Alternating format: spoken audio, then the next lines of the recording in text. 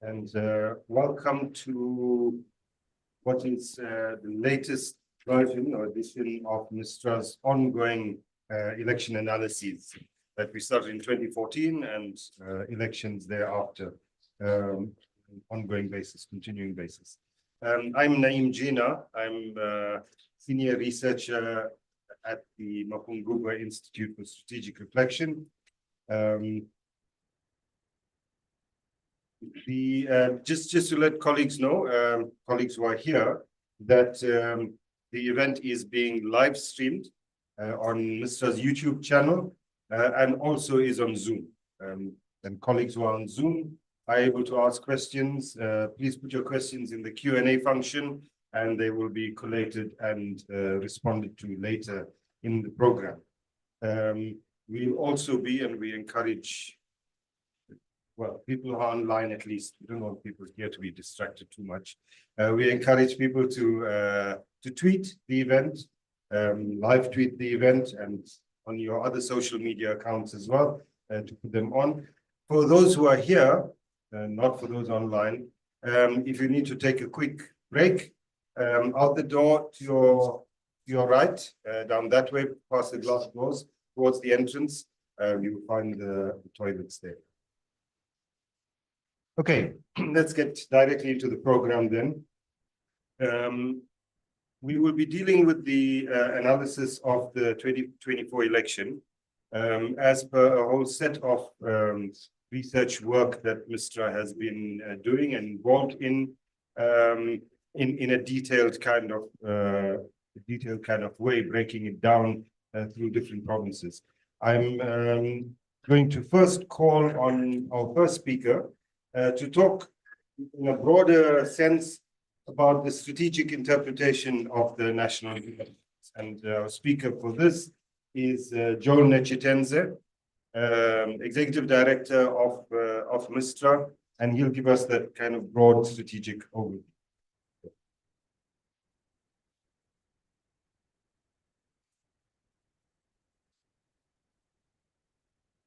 Thank you very much, and welcome to all the colleagues, including the ones who are on the virtual platform. The presentation that I'll make is found in the report itself, but I'll reduce it to about 8 observations. And the first observation is about level of participation in the elections. Noting here that the gap between eligibility to participate and registration has been growing, and it now stands at 12 million. As we all know, of the 58.6%, or rather of the people who were registered, 58.6% turned out. To give you a sense of the decline over the years, this is compared to 89% in 1999. And the least engaged are young people. Interestingly, the lowest turnout is in areas where parties like the ANC and EFF are the strongest, Northwest, Limpopo, and the Eastern Cape. What is also interesting in terms of demographics is that turnout amongst whites is estimated to have been 16 percentage points higher compared to African areas. In 2019, that differential was 14%. The second observation is about what I refer to as the liberation idea. We have got a tested constitution, which is essentially progressive in terms of generations of human rights. And I think it now forms the foundation of our polity. And in my view, looking at both the constitution, but also at the election outcome, one can assert that the liberation idea has not been jettisoned by the majority of South Africa.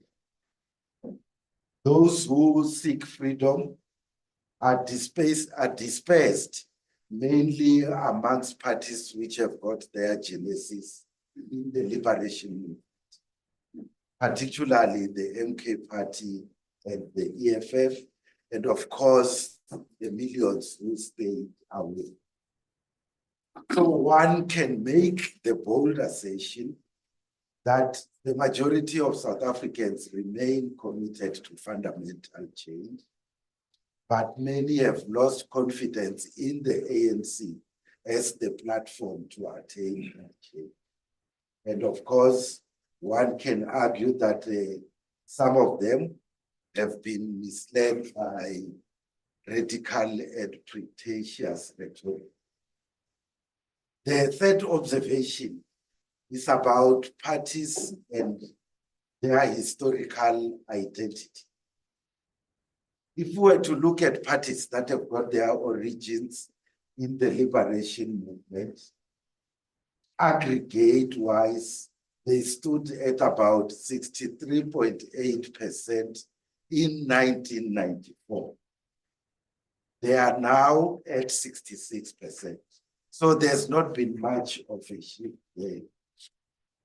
Those with their origins in white politics, old NNP, the DA, Freedom Front Plus, and so on, they had a combined tally of 24% in 1994. Today, they are almost at the same level, 23.8%. And the multi-party charter, DA-led, garnered 28.8% of the vote. So no major shift even amongst those parties. The fourth observation is about what one refers to as the ideological center of gravity. Here we look at the professed positions of the various parties on socio-economic issues. Difficult to do so, it's not precise, because even in Europe, many far-right parties combine ultra-conservative socio-cultural policies with radical pro-poor platforms. So roughly what we can say is that the left of center started off at about 62% in 1994. Currently, it stands at 44%.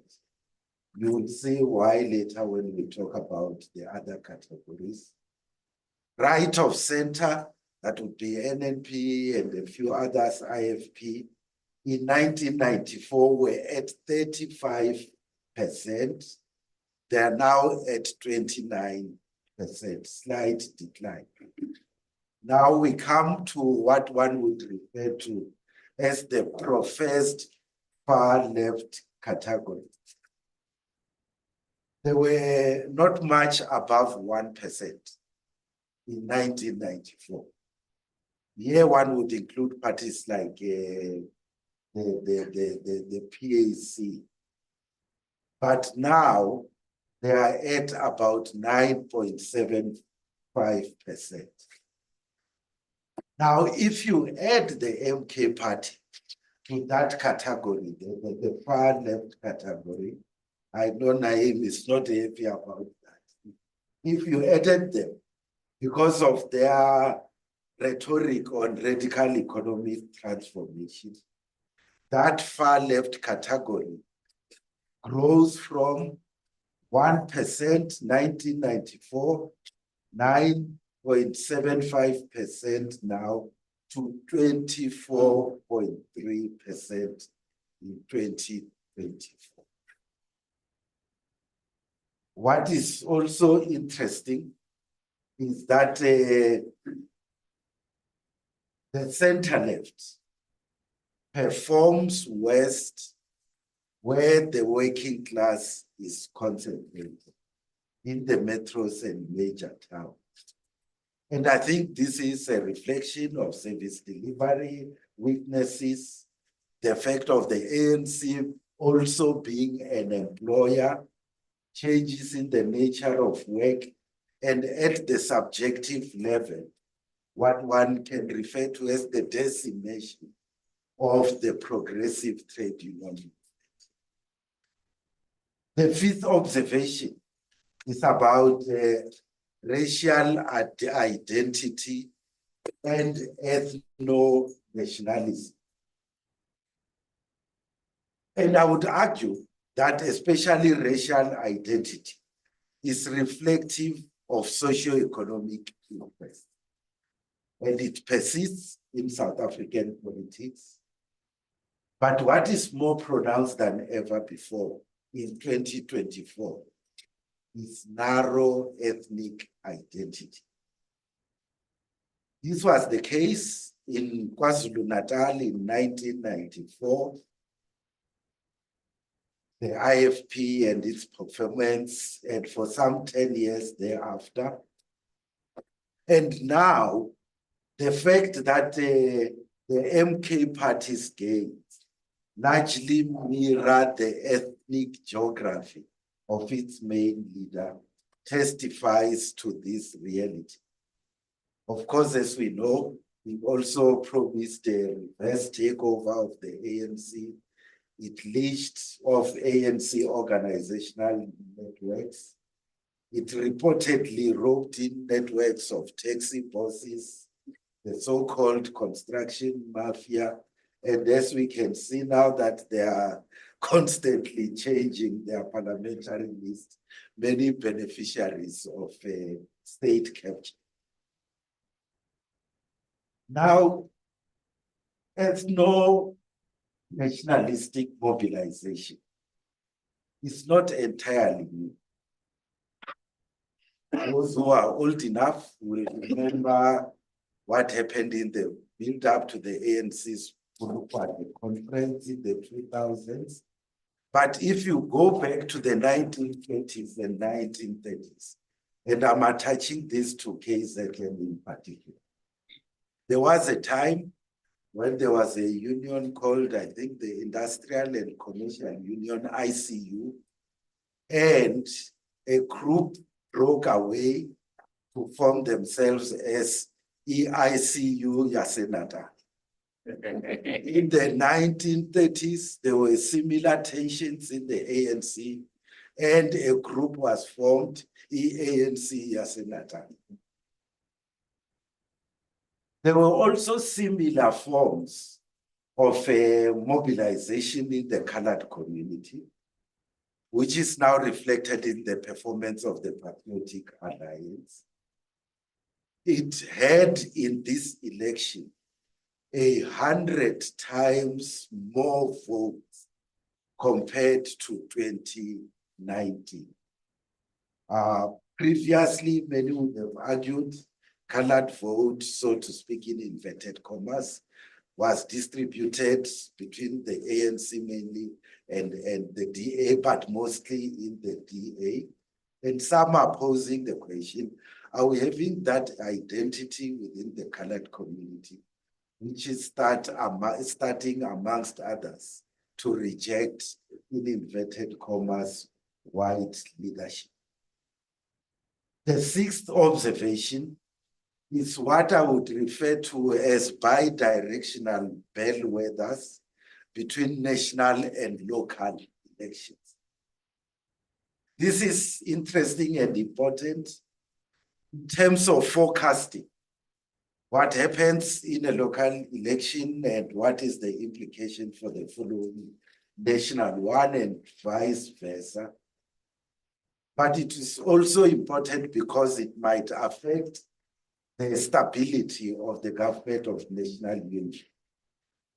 If you looked at the ANC's performance in local government elections, You would find this replicated in the following national and provincial elections.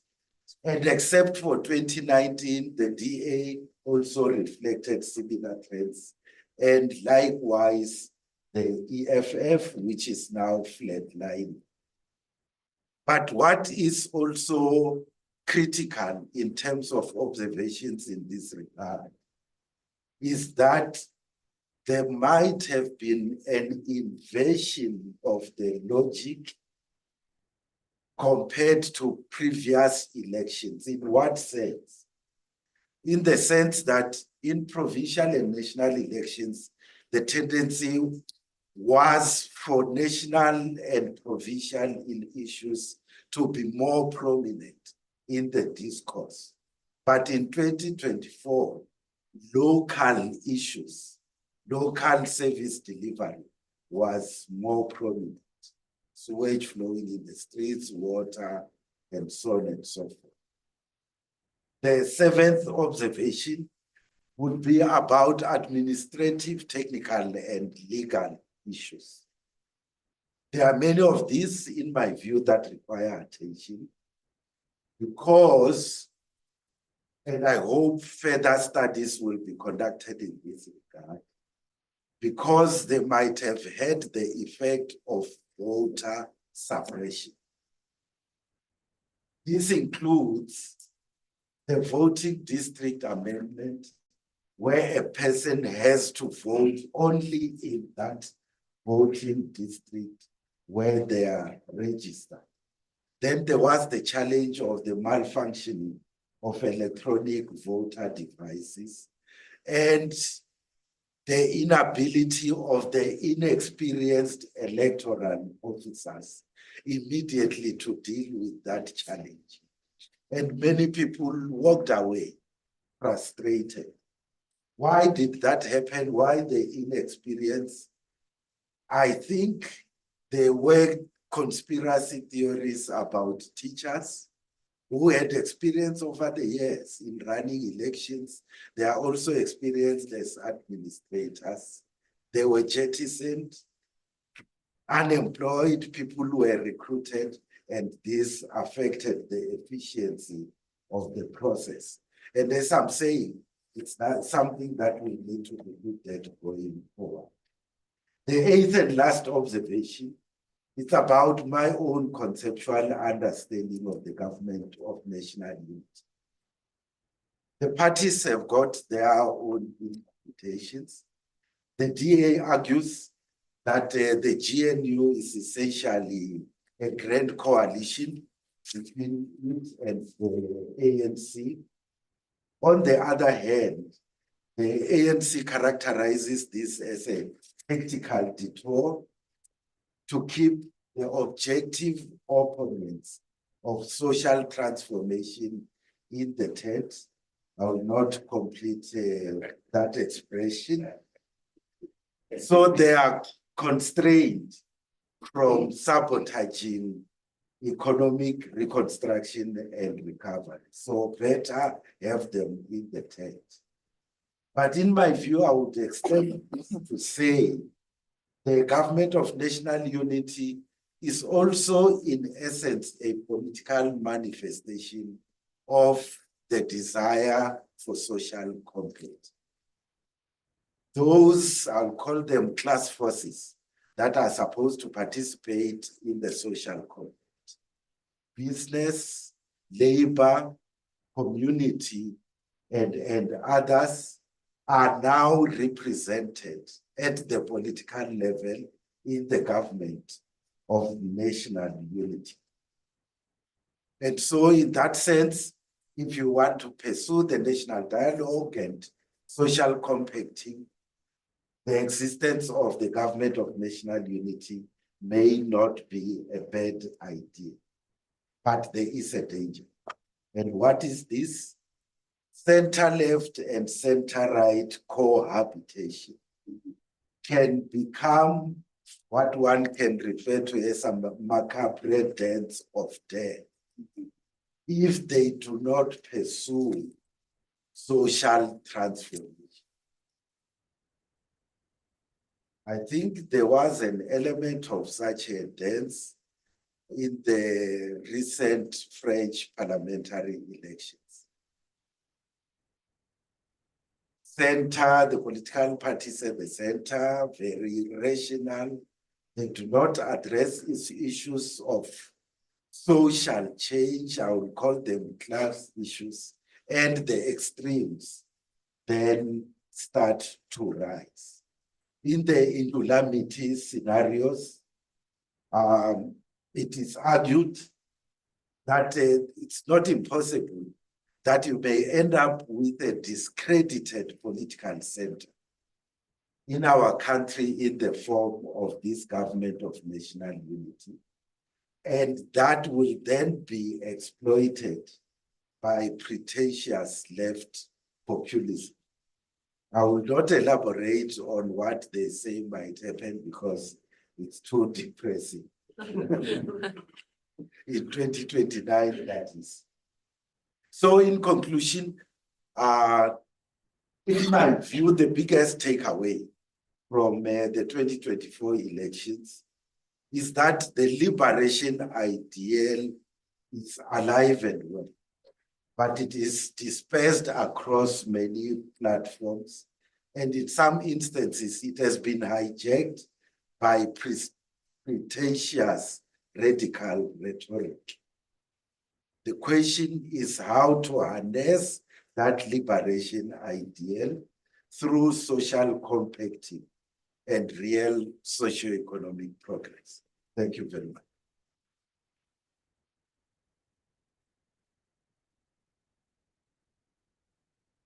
Thank you, Comrade Joe, for that really quite Calling me a comrade. quite a fascinating kind of overview, strategic overview.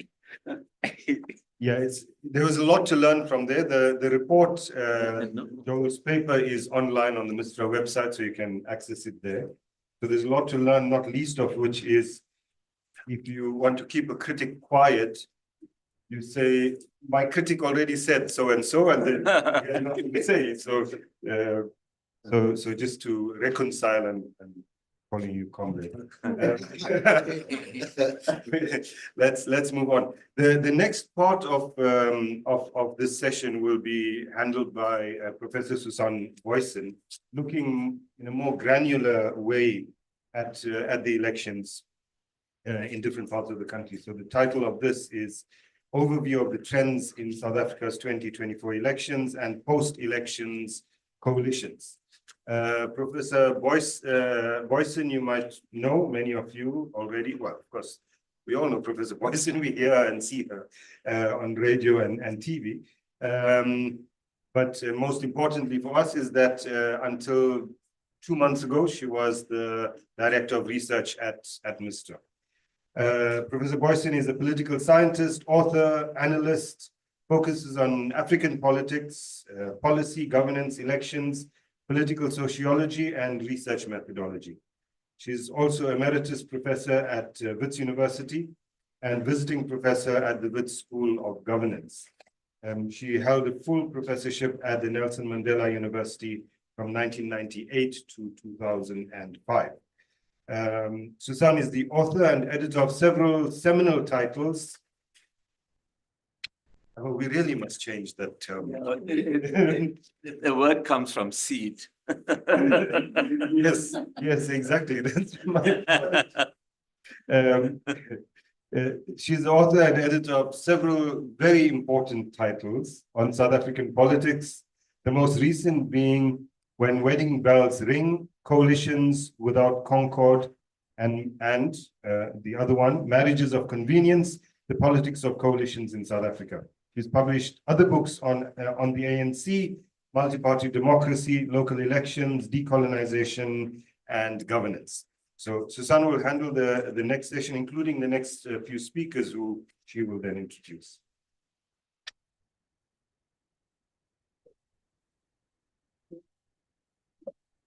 Thank you very much, Naeem. And Thank you very much, everybody, for being in the venue here and for the online colleagues.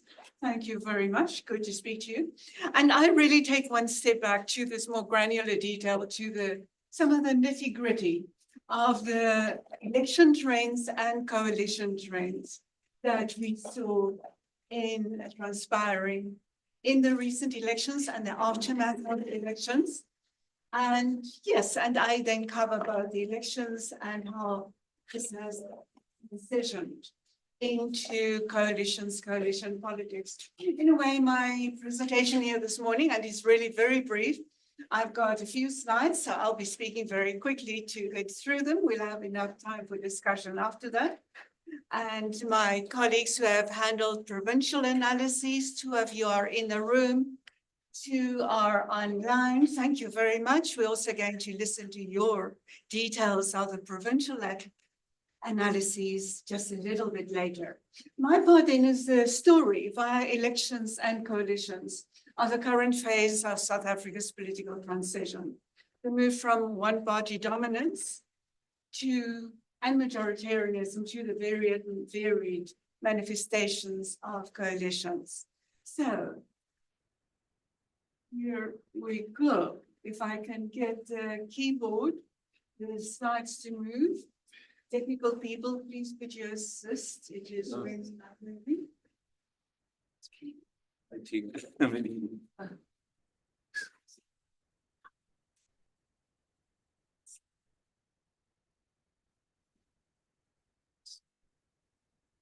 think.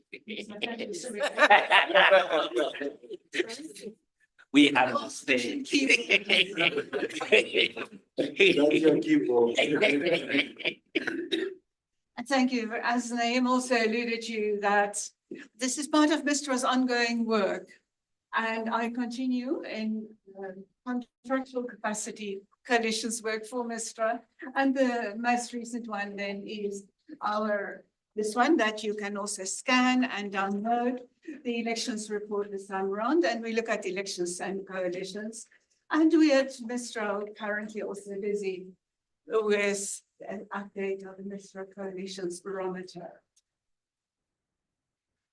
The thread that I take to bind this all together is party politics and party political contests and identities and how this come together. I take these 3 concentric circles as my point of departure, and that I keep in mind throughout the analysis. First, political parties continue or others initiate electoral context through positioning in coalitions. In many ways, the next election campaign for 2026 local government has started. It is unfolding all around us, not even to mention the next national and provincial elections. And the parties are using coalitions to do this, to campaign for that, and they always have one eye on that. The parties themselves are unstable. None of South Africa's political parties are stable entities. Maybe that is obvious aspect of party politics anywhere in the world, but it's particularly noticeable in this period in South African politics. And when they are internally unstable, they are also unstable in coalitions practice. And these parties also use state power, their anchoring in the state, and definitely also the ANC and parties around the ANC in coalitions, that anchoring in state power to advance their identities, their electoral fortunes in future. So elections did not only shape immediate post-election national and provincial government, but is cascading into new and diverse practice at local government. So I take this into consideration when I do the rest of this analysis, and then I just look at a few select aspects, issues arising, not a totality of the reports. Good, and elections, then obviously just a few points. So much is known about it. We have analyzed it so overwhelmingly, comprehensively, there's hardly anything to say about that. And the report gives a good overview of the essential trends. It's actually a very good resource document as well. The ANC obviously is at the center of any analysis that we are doing here. Because it's been such a one-party dominant within multi-party democracy system that South Africa has had, the fact that the ANC has declined and declined so definitively below the 50% outright majority mark has made a big, big difference to South African politics. So it was an extraordinary decline. We know all the statistics. It was by changing party choice and also by turnout and voting. And Joel in his presentation highlighted a few of the very outstanding points of that. And when I go into the provincial analyses, I shall also further elaborate on some turnout factors and how the trends have been playing out across the provinces. About the national result too, opposition parties, despite so much change, despite so many gains, so many interesting initiatives, they generally remain weak. They have not seized the space that has arisen due to the ANC decline in a definitive, unambiguous way. Yes, the DA is a major part of coalitions. They have seized that space, but they still hope to use that space to grow as a political party. The MK party has obviously contributed a major difference to South African party politics, but it is an ambiguous presence at this. We do not quite know where the party is going to. We do not quite know about survival, about the different public sector, public deployees that they have, identities, symbols, etc. There are so many uncertain aspects of that party. So it's not party politics as usual. Provincially, the overall contribution to the national result is well documented. Good turnout and across several or many, if not all other provinces, my next slides will refer to that again.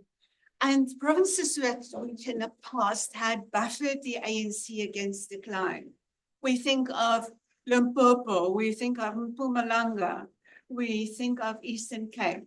ANC still won in several of those provinces, except the 3 coalition provinces. But despite those wins, the ANC lost in numbers that could carry it through to a serious national result, to a persuasive national result. And that happened in more provinces than just in the ones that went into coalition status. So there was ANC decline across the board. And the reasons are dissected in the provincial analysis, as we will hear in a few minutes down the line. So this is this slide, and the next 3 slides are all tables. This is really just to emphasize the national result and how in coalition context the results are playing out. In the column government of national unity there, we see 10 parties there and overwhelming number of 287 out of 400 seats in the National Assembly, currently part of that coalition. It may be enduring, we do not yet know.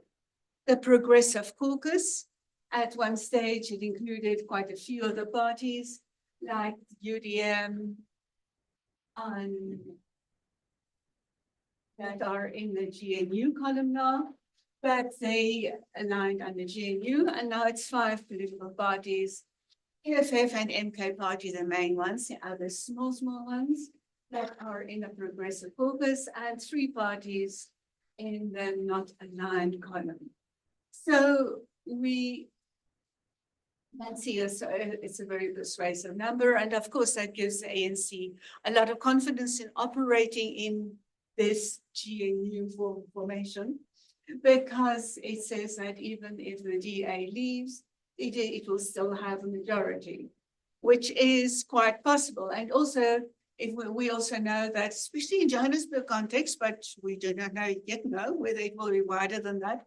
ANC and Action SA are also talking. If they reach a confirmed deal in Johannesburg Metro, for example, it's quite a possibility that that could impact on the national level as well, which means another 6 seats in a right-hand, not aligned column could possibly also in future move into the GNU column.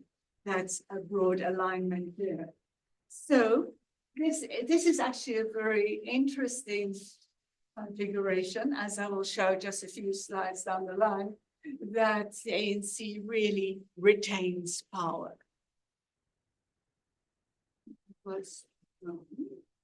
So that's the slide. Provincial turnout over 3 elections.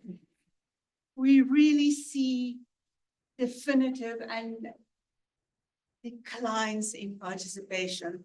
A decline in participation is not something that suddenly started happening in 2024. I just took 3 elections here, 2014, 19, 2024, across all the provinces here.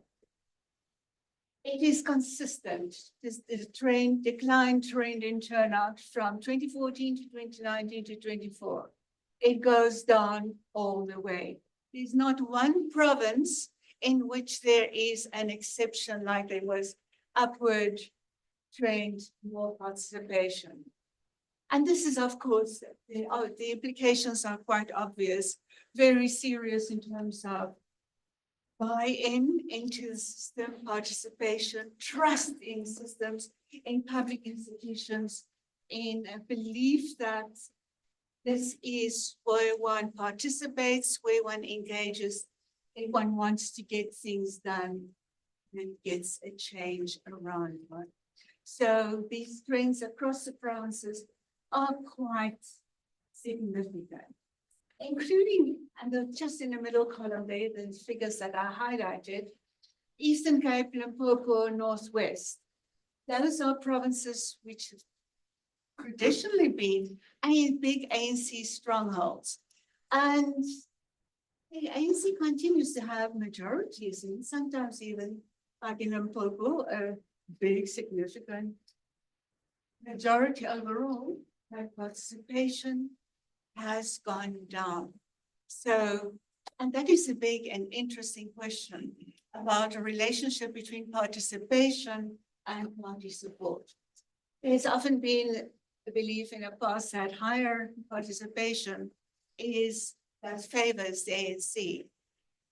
Evidence is that it goes in the opposite direction. That it could in many ways be that dissent from the ANC, dissatisfaction with the ANC, that those voices choose rather to sit on the sidelines than to register a vote. And yes, that is where low turnout actually benefits, in many cases, the ANC. So these details are elaborated in the report. I also went through the ANC's results, given the ANC is the center of this change in the political system, and looked at the ANC's percentage support over 7 elections from 07, from 94 and the national provincial ones. This is a national result, the ANC, from 94 to 2024. The yellow highlights in the middle of the table there show that when the ANC had peaked in particular provinces. Generally, except for KwaZulu-Natal, it has been in 2004. Since then, the lines run straight. There's been decline, decline, decline, decline. There have not been upward blips in those graphs. Again, since 2004 and since 2014 in KZN. So there are factors, like I've also mentioned, the MK factor, which brought a big change in the current election.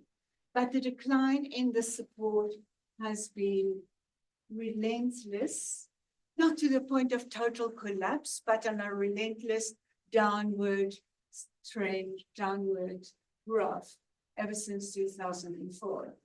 And this is an important fact to consider in a context that you have to ask the question, is it a reversible position in which the ANC and at this stage finds itself?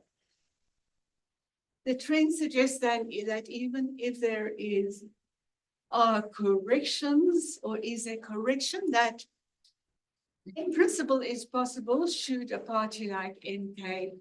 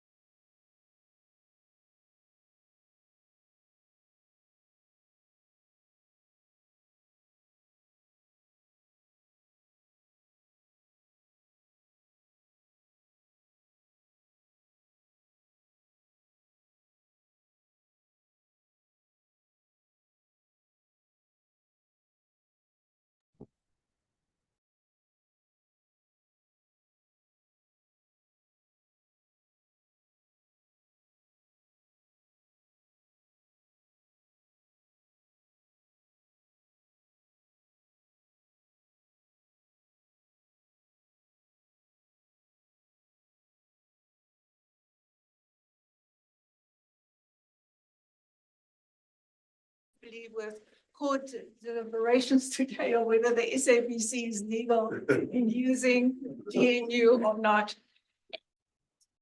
I have nothing to do with whether it's legal or not with that part of the debate. For me, it's a scholarly research designation, whether it's a government of unity, whether it is a grand coalition, a confidence and supply agreements available, present here and there, when it is in fact a minority government within a coalition government, one-party dominance within coalitions, with enclaves of open decision-making and role responsibility. The debate on these choices is a political one, and it will be ongoing. I see elements of all of the above. It is a type of government of national unity. It's a grand coalition, in the sense of the two major parties aligning. It's not really a government of national unity because there are significant exclusions there, but it is a designation that is politically chosen. There are quite a few instances of confidence and supply agreements also across the provinces. We look at both Gauteng and the Northern Cape, both these provinces we'll hear about more just now. In both those cases, confidence and supply, where political parties that can guarantee a majority come in on crucial votes like budget votes or elections and make a difference and pledge their support. if we look at how much the ANC as a minority party, as a 40% party by now, retains power to do so many things with fleeting coalitions, agreements through confidence and supply, for example, in operation, it is in many respects, a minority government. We know the ANC is also officially considered it at one stage. Should it just do a minority government instead of doing coalitions? It is really doing that in several places. So my point is really a bit of all of the above. But it's not just one clear-cut type of coalition that South Africa has. It varies from national, within national from time to time and from issue to issue. It varies across the coalition provinces, and it varies greatly and increasingly across the global.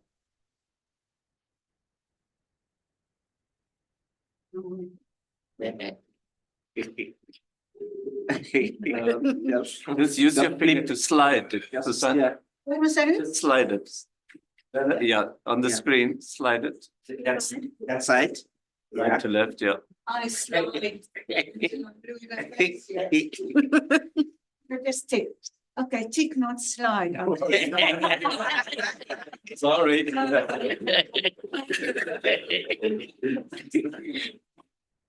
On this slide, I just briefly review the 3 coalition provinces and look at the dispensations to illustrate the point of variation in coalition dispensations too. Of course, KwaZulu-Natal, that is the classical one. That is the one that most closely follows the national mode very quickly. In fact, on Friday, the 14th of June, even as National Assembly was still electing its speaker, and we weren't sure whether under the veil of the secret ballot, there is going to be a follow through on the agreement that we've seen in the statement of intent by that time, early afternoon on that Friday. KwaZulu-Natal results came through, and we saw that formula seems to hold in that province. It did hold in KwaZulu-Natal. Proportionality, the non-figures that I've got in brackets there, just a number of MPLs on the provincial executives. So that formula held in KwaZulu-Natal. We'll know the story of Gauteng, where there's really a minority. There is officially a minority government. There is a form of supply and confidence and supply in operation too. The ANC, the PA, IFP, and RISE only have a minority, well below the 40%, 32 out of 80. Would have been given them the outright majority there. The EFF has definitely pledged its support to the ANC in that province. In effect, it's a supply and confidence and supply coalition agreement there. Besides a minority government coalition within a minority government. So Gauteng really illustrates that point of a bit of all of the coalitions in one place. Northern Cape, as Calvin will talk about just now, there was just a minimal shortfall. The ANC still took all of the executive positions there, but with agreement with the Freedom Front Plus on the status of Orania, and not for independence, etc. It is a dispensation that there will be, that Orania can be self-reliant and not try to buy services from the local municipality, etc. So this is just configuration there. Very important in considering coalition realities is the local dimension. We do not know yet for sure. We are seeing it unfolding. We do not yet know for sure exactly how it's going to pan out. And there are different models, different power configurations, different party political interests unfolding all over the place. And it is being interpreted in the new national and provincial dispensations. So anything goes at this stage. And there are many changes. Casualties are going to go. We're going to see a new round. We have seen these rounds of changes already coming in. I mentioned here just briefly Ekurhuleni, eThekwini, Johannesburg, general across the provinces. there could be many changes that are coming forth in the next few months. Yeah, probably months. Just in the last week, for example, it was a fascinating case in the Western Cape Coalition municipality of Oudtshoorn. We saw the Freedom Front Plus and the ANC aligning, kicking out the DA.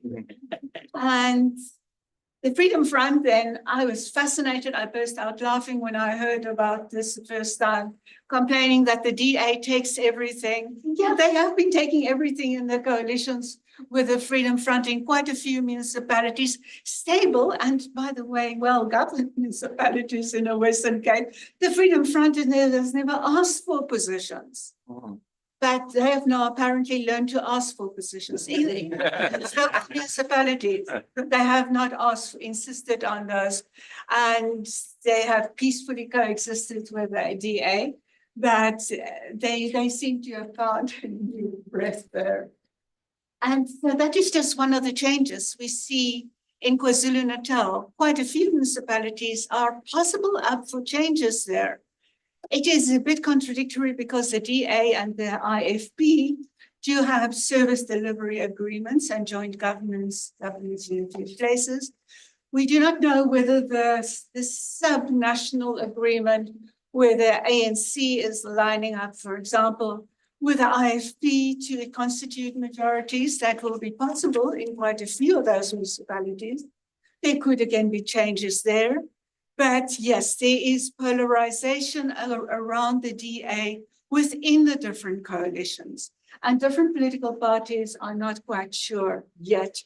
They haven't figured out where to align, how to align. But they're all doing this, and there are camps then within the national coalition, which are playing out differently at the local level. So to conclude, I have 2 slides to conclude here.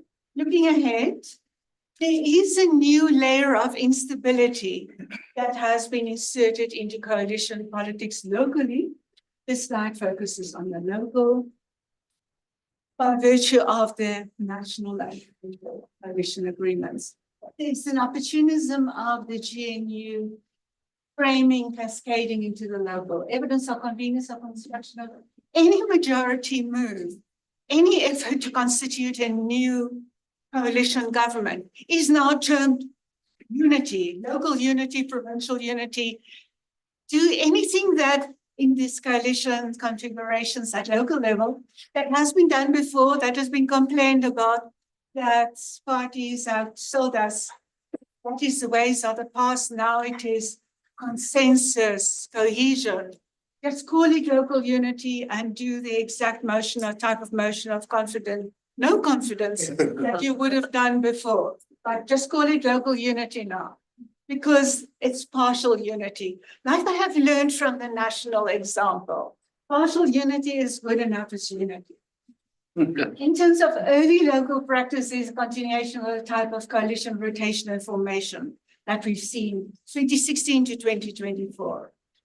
There's a new layer of instability, therefore, that's been added through the narratives and coalition framing at the national and provincial levels.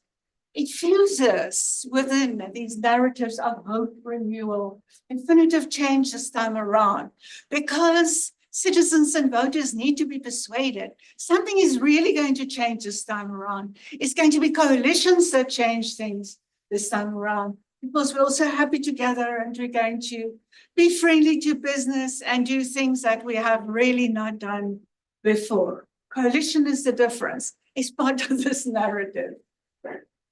This time around is also the time of last chances. For the ANC to resuscitate, for the DA to advance on its own, for MK to solidify, for the EFF to show viability.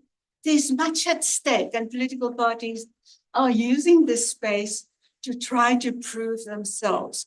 Of course, they're also going to come to that point in a run-up to next round, future rounds of elections, whether they will have to decide, have they sufficiently proven their own new identities, or are they going to be absorbed into, for example, bigger parties that they have had relationships within the coalition configurations.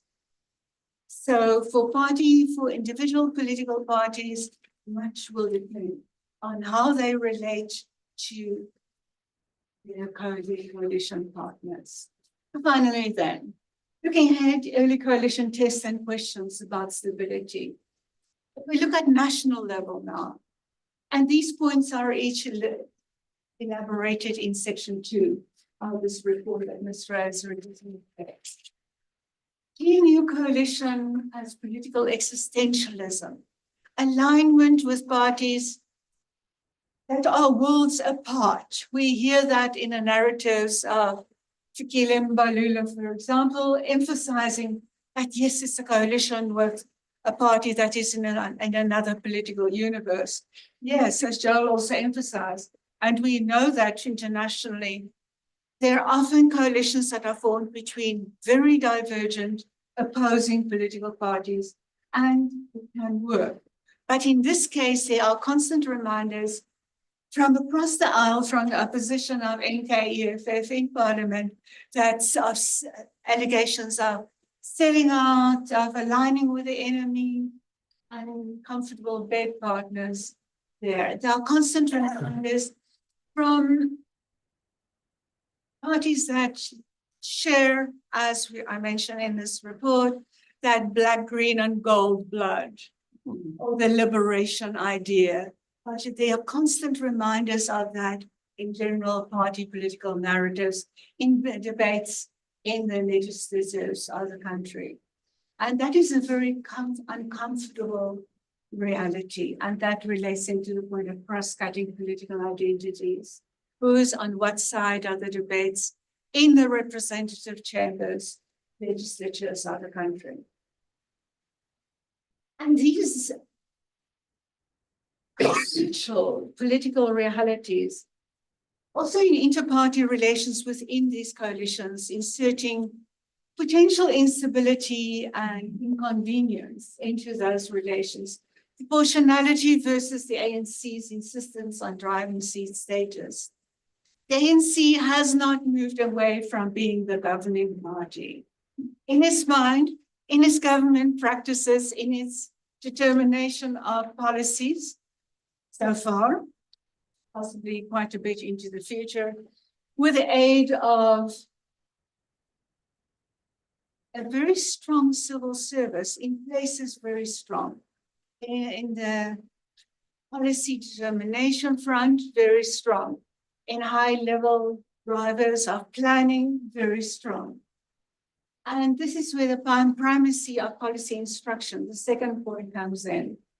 The ANC has not lost the ability to dictate the political policies, public policies, political decisions.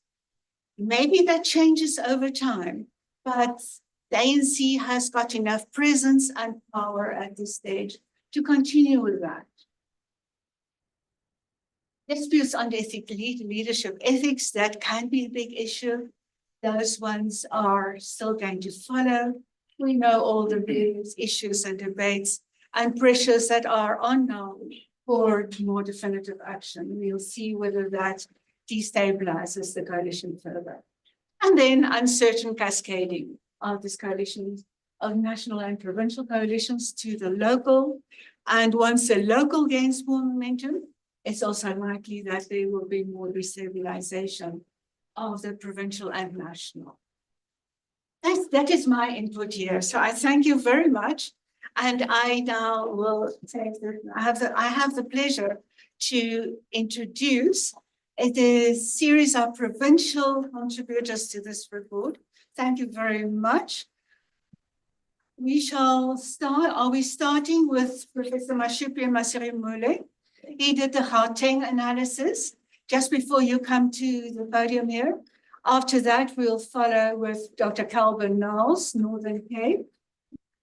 Professor Beki Ngomezulu, KwaZulu-Natal. And in the venue here, we also have Bonola Mahale, Limpopo, and Wandile Mangweni and Jabulu Zwane. Thank you very much, who did the Mpumalanga analysis. So we'll cover a range of these provinces and see how these dynamics have unfolded within that. Thank you very much, colleagues, and please proceed here. And can I just reduce that? Yes. Thank you very much. Please come ahead. Thank you.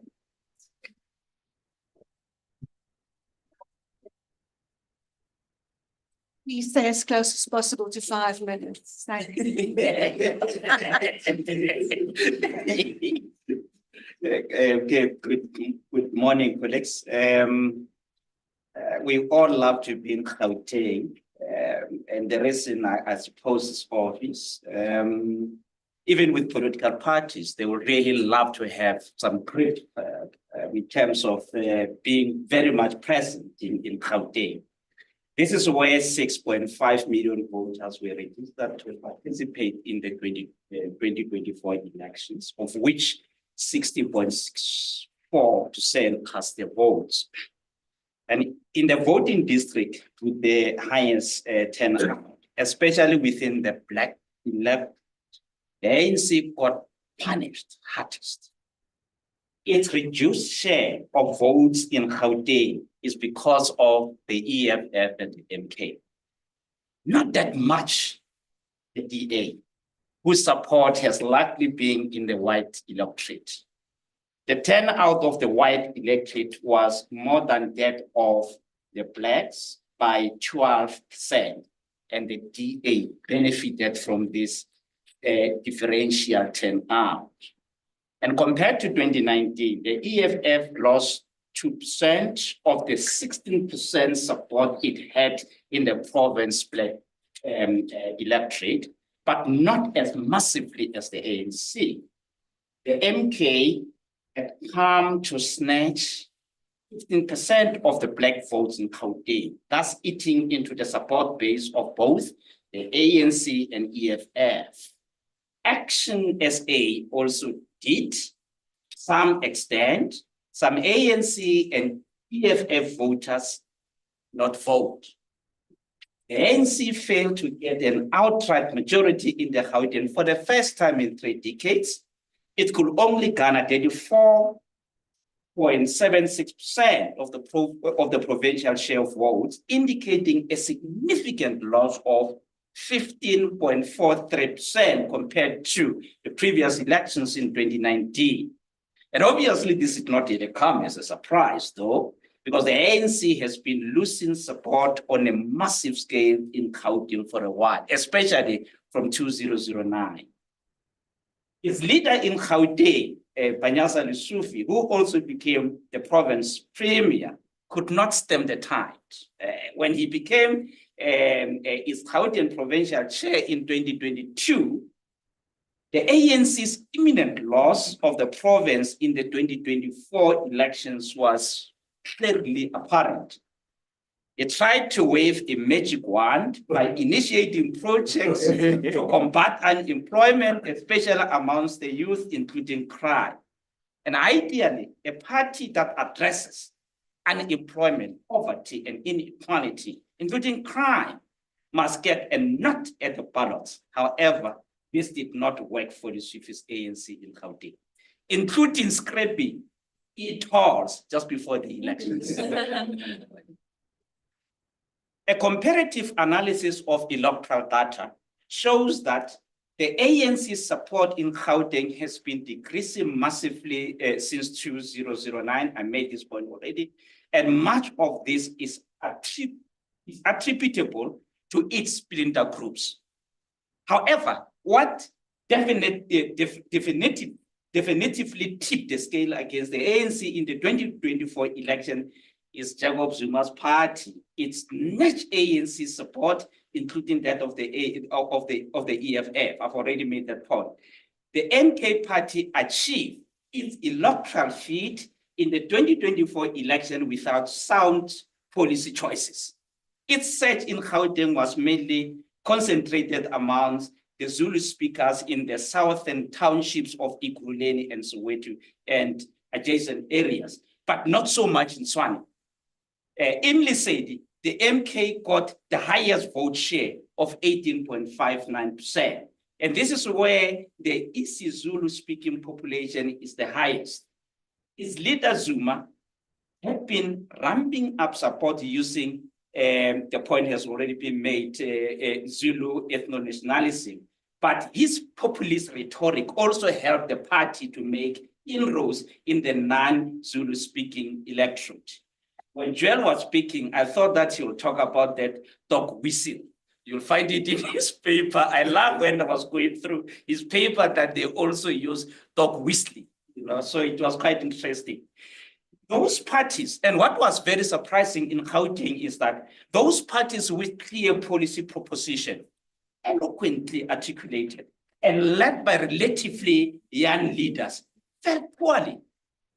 I mean, you can think about Songezo, Zibi's, Rice Muzanzi, and Musi Maimane spilled One South Africa. One would have thought that these parties will resonate with Gauteng's relatively younger middle-class voters. Instead, Action, SA, and FF Plus perform even better than these parties.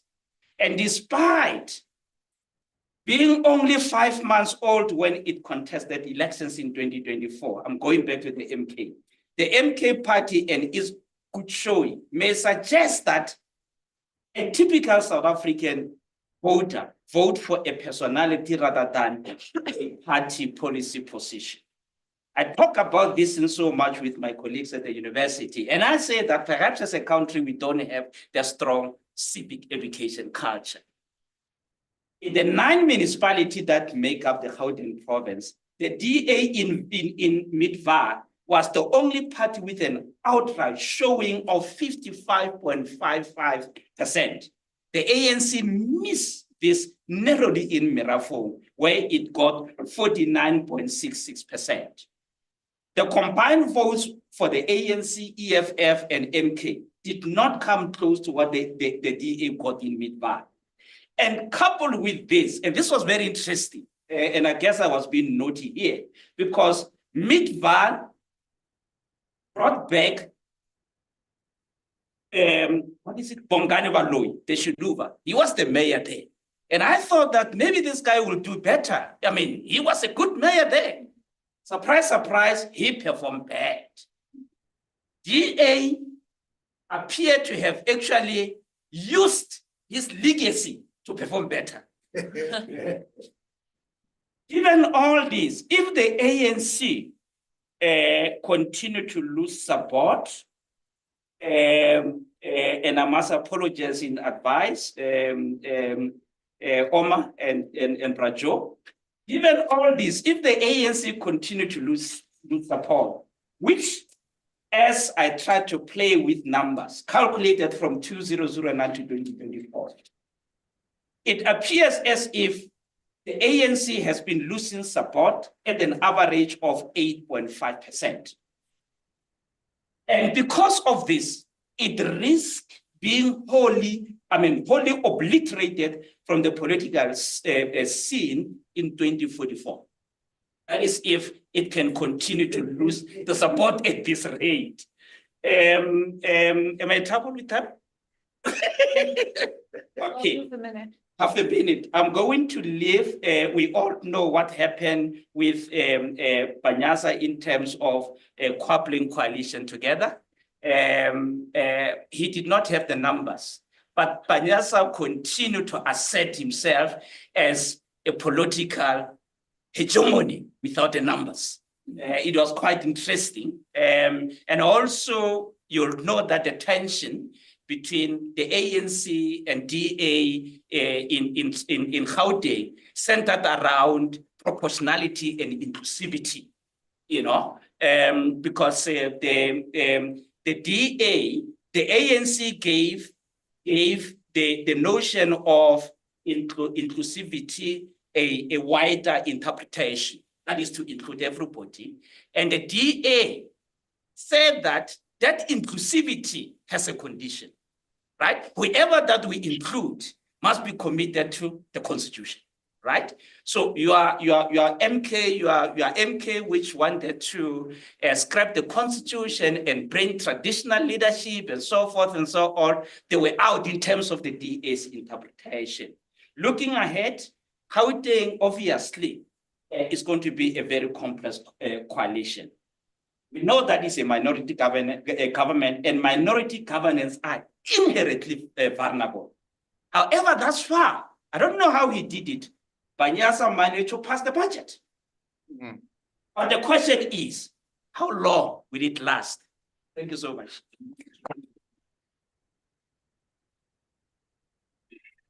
Thank you very much. Audience, we now turn to one of the online panelists, Dr. Calvin Knowles. Okay, Calvin, good morning, and thank you very much. Over to you. Good morning. Good morning, everybody. And thank you to Mr. for inviting me to be a co-contributor to this report. Good morning, all the panelists and the rest of the audience. So I'm going to try to stick to my 5 minutes and be brief. There's a lot to be said about how the elections panned out, but my brief was to look at the Northern Cape and the Northern Cape results. The province itself was the first province to tally all its votes. So at least, pretty much early on, we had an idea of what happened there, where the ANC fell short with 49.3. Not a significant shortfall, but nonetheless a shortfall. And clearly what happened there also was it reflected, the decline of the ANC at a national level, and that its dominance was shrinking, and the rise of opposition parties also played a role there. So there are 5 points that I have sort of picked that I would really like to not unpack, but just briefly talk about. And the first one that has been mentioned, by the speakers before me, is the decline of the ANC. Now, the ANC support, and I'm going to focus primarily on the province rather, and not so much in terms of giving you sort of a trajectory of the decline of the ANC, but in the Northern Cape itself, there's been a steady decline. Whereas it had 60.75% in 2009, it dropped to the 49.3% that we had now post the election or during the election of 2024. Now, this 2.4% decline since 2019 itself is indicative of the growing dissatisfaction within the province and indeed nationally, obviously, with ANC governments. And this was driven or is driven rather by issues like unemployment, service delivery, failures, and corruption. Now, these were important undercurrents, and these undercurrents has been simmering below the surface since 2019, and which the ANC, quite frankly, failed to arrest timely, and of course, they were punished at the ballot. The second fact I have sort of picked to speak on is the rise of opposition parties. A lot has been said now in the past hour on this platform. Now, the rise of these parties can be attributed directly to them capitalizing on the discontent with governance within the Northern Cape in itself. The DA and the EFF, they strengthened their positions, but it was new entrants, and particularly the PA, the Patriotic Alliance, and of course the MK Party, which also played crucial roles in reshaping the political landscape of the Northern Cape. They did not do as well, I suppose, as they would have wanted to, but nonetheless, these new entrants, like the MK and, as I said, the PA, they garnered 8.3% of the vote, that is now the PA. And that's significant, and I will talk about that a little bit later on. And that is indicative of a total shift in voter sentiment. The third issue that I want to highlight is the impact of municipal dissatisfaction. Now, the ANC's decline in the province, as I mentioned 2 minutes or a minute ago, was dissatisfaction, widespread dissatisfaction with the way municipalities are governed. The HSRC 2021 report, or Elections Indicator report, only 21% of the Northern Cape population expressed satisfaction with their local government.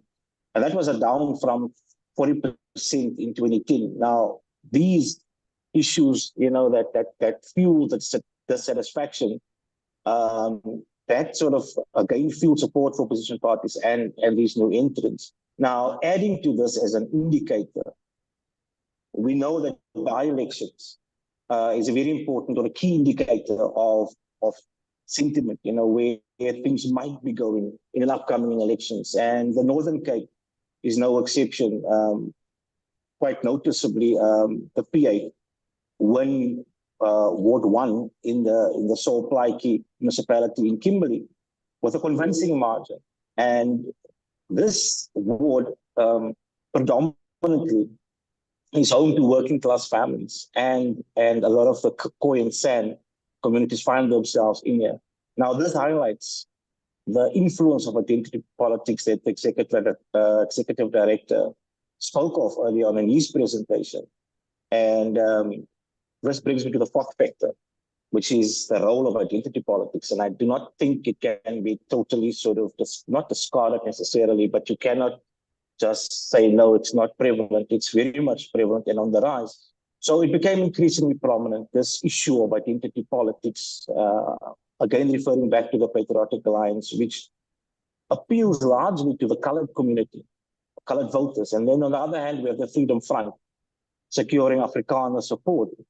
Not forgetting, in the Northern Cape, we have a grassroots civic movement, such as the Northern Cape Communities Movement, which, although it could only secure 6th place among the 24 parties that contested, it underscores an upsurge of community movements along identity lines. And this has been a continuation from 2021 local elections, where the Namakwa civic movement, for instance, won 10.6 of the local vote and defeated the DA in the Kaima municipality to become the official opposition. Now, to concur with the executive director, you mentioned it earlier on, this could suggest that this community, and I'm referring to the so-called colored community, seems to reject white leadership, as he alluded to. But also, it could be, in the same vein, be seen as a rejection of black nationalism that is so prevalent within the ANC, although they would propagate non-racism. But within my personal opinion, I think there's been a move away from that. Now, as for the PFF, for the EFF, rather, as Prof. Boyson alluded to in her presentation, we saw Freedom Front Plus, we saw a confidence and supply agreement playing out in the Northern Cape, post the election. The EFF would call it a co-governing deal. Now, that purported to include an agreement with Orania. And although the ANC refuted this, we can actually read into that and just put the semantics aside and say that there was some sort of dealing going on, and the Freedom Front voted with the ANC to get Samani Saul into power, and the Freedom Front was rewarded with chairing the Portfolio Committee on Governance, Human Settlement, and Traditional Affairs. So whether we don't call it a working relationship, a co-governing deal, it does sort of underscore again the influence of ethnic identity in shaping the dynamics of coalitions. And just one or two more points. Professor Boyson alluded to what happened or what is transpiring in Oudtshoorn, and in as much as it is maybe partial unity can be seen as good as full unity, I think that having partial power can also be seen now in Oudtshoorn, but pretty much now with this government of national unity, that partial power can also be seen as good enough as having full power. So, yeah, and then of course there could be other dynamics. My field of specialization is coalition politics. It can work, and I think the Freedom Front Plus in particular, just to conclude, for them, I think the fact that they have their foot in power now with a cabinet position sort of elevates them and gives them that gravitas to say, okay, no, we can actually contest power and we can actually make certain demands. So yeah, that is the end of my presentation. Thanks again. Thank you very much. Thank you, Robert. Much appreciated. Thank you. Thank you. Thank you so much. Let's move to the second of the online panelists, and that's Professor Bheki Mngomezulu, who dealt with the third of the coalition provinces, KwaZulu-Natal. Bheki, are you online? Thank you very much. Good afternoon and welcome to the discussion. Over to you, Bheki. Thank you very much, Susan, and good evening, or not evening, it's still good morning. Good day to the colleagues. Now, I've lost track of time, Susan. I've been traveling across the country and abroad, so time differences are a problem. Let me cut to the chase in the interest of time, so that at least we have ample time for discussions. I'll summarize my section on KZN in 5 areas. One is I'll start with a general overview, which is focusing on the difference between the 2024 general election compared to others. There are 5 things that, for me, were glaring. One, we had independent candidates, something that was unprecedented since the advent of democracy in 1994. Secondly, for the first time, we had 3 ballots in certain VDs, which is something that had never existed before. Thirdly, for the very first time, a former president of the governing party, the ANC, formed his own party, the MK party, and that is something that had never happened before. And then fourthly, for the very first time, the IEC found itself in court trying to understand what is meant by Section 47(1)(e) of the Constitution. That is something that had never happened before. So before, during, and after the elections, the IEC found itself having to approach the courts to try and understand some of the interpretations of certain sections of the Constitution. Then the last one is that there was no certainty that the ANC was going to win the election. Susan, myself, and a couple others became notorious for being labeled the prophets of doom, when we're saying that under no circumstances was the ANC going to get the 50+1 threshold to win the election. To the extent that I, for one, I received some very nasty messages where people were saying that I was anti-President Ramaphosa, I was anti-ANC, but then, of course, I was vindicated when the results were released, and they said exactly what we've been saying all along. So that is now history. Now, the second part will zoom into KZN's results. We all know that, obviously, after Gauteng, KZN was the second province that attracted the attention of many political parties, which is why, in fact, even former President Thabo Mbeki was there. President Ramaphosa went there 3 times. Former Deputy President Didi Mabuza went there. Gwede Mantashe went there. Interestingly, they seemed to have been in a different province, not the one that I know. Because after having visited the province, they were elated, saying that they were certain that they were going to win KwaZulu-Natal. And I said they were daydreaming because, the writing was on the wall that things were not going well, but they said they were going to win. And then, of course, the results painted a different picture. It is now history that the MK party got 37 of the 80-seat Legislative Assembly in KwaZulu-Natal, followed by the IFP with 15 or 18%, and then thirdly, the ANC with 14, fourthly, the DA 50, the EFF, and then lastly, the NFP. What is interesting here is that the party that got 18.07%, that is the IFP, is the one that eventually produced the premier, that is the Honorable Tamintul. That is very interesting, but I'll touch on that point in a minute.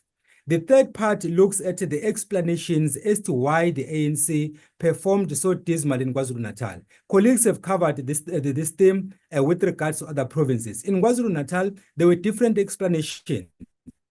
I will start with the one that was provided by both Gwede Mantashe and the ANC Youth League President Colin Malachi, where they reduced everything to tribalism. They said that the reason why the MK party did very well was because it was voted by Zulu-speaking people. I asked the question, where was tribalism when KwaZulu-Natal was the biggest province of the ANC? Where was tribalism when Iteg was the biggest region of the ANC nationally? Why didn't they raise this issue of tribalism? Why now, when the MK is doing very well, and then suddenly there is tribalism? But those were some of the reasons that were provided. Then for me, the 3 important reasons, one is the Zuma factor. There are people who like Zuma, regardless of what it does, regardless of what it says, what it doesn't say, they just like the man.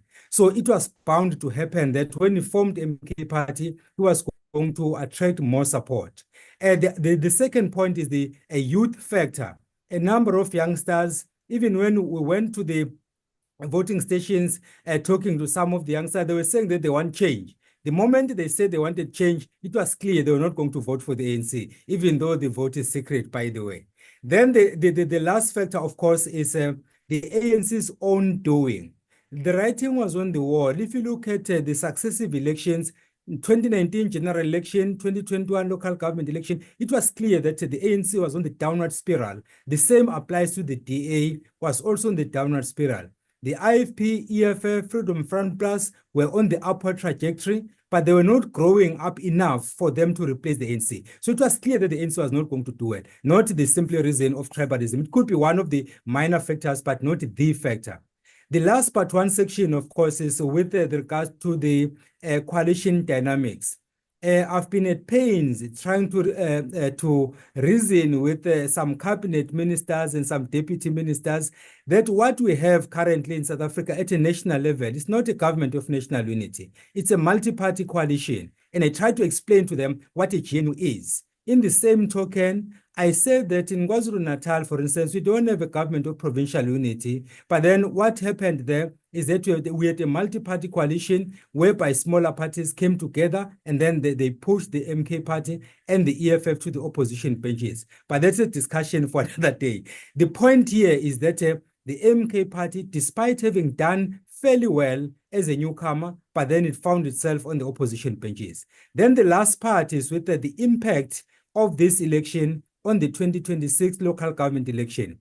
How is this going to affect the 2026 local government election? One, on the side of the voters, there is a high probability that some voters will have to think twice about the choices they made in 2024, because there are those who didn't vote for their political parties, others because they felt that our party is going to win anyway. Only to be disappointed when they found that their parties did not fare that well, and therefore they might be forced to go out and vote, not to register, but decide not to vote. And then others, of course, will say that now that we have these multi-party coalitions and we don't have an outright winner, we are okay with the status quo. Let's keep it that way. Those are some of the political dynamics that you might see. The second impact is on voter apathy.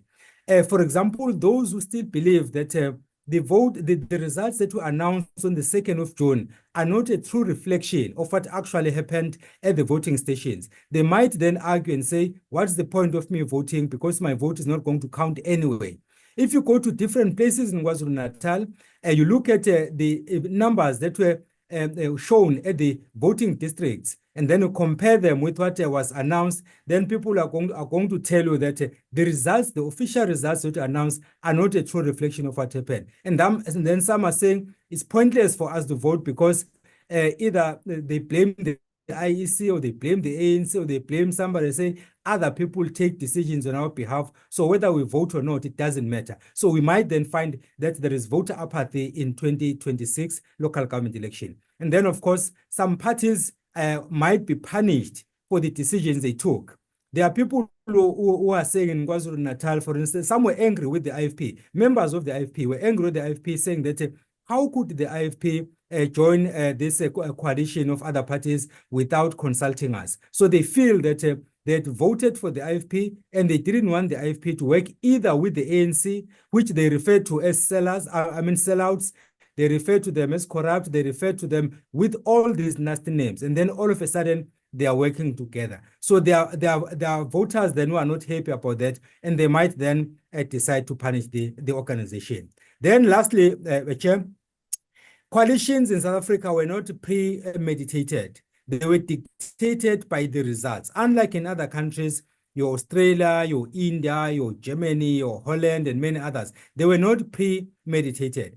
But then when the results were announced on the 2nd of June, and it happened that there was no outright winner, then there was that frantic mode where politicians were now trying to lobby support and then formed these coalitions which they give different names: government of national unity, government of provincial unity, government of local unity, and all of that. And there was even uncertainty if agreements at a provincial level would also go down to local level. Colleagues might have heard what happened between the NFP and the IFP, for example, in Zululand, after Tula Sizwe Buthelezi were moved to the Legislative Assembly in KwaZulu-Natal, and then his position of mayor of Zululand became vacant.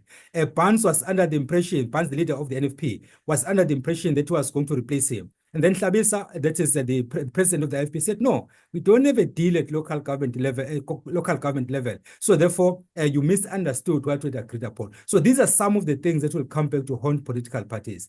And then the last point, of course, is whether we have a government of provincial unity in KwaZulu-Natal or if we have something else. And that is all in the terminology. Other people will say it all boils down to diction, which is the choice and usage of words. Thank you very much. I'll leave it there. Thank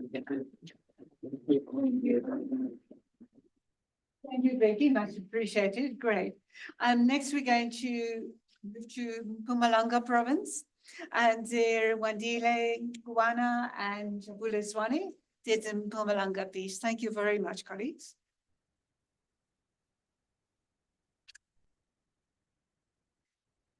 Good morning, colleagues. So I'll be brief. Yeah. So in Mpumalanga, of course, is an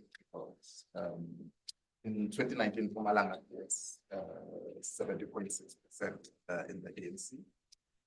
Come 2024, they get 1.1, a 19% or so decline that is registered there, which is a huge loss, of course, for a province that was dominant, dominantly and historically a part of the ANC, where they enjoyed overwhelming support.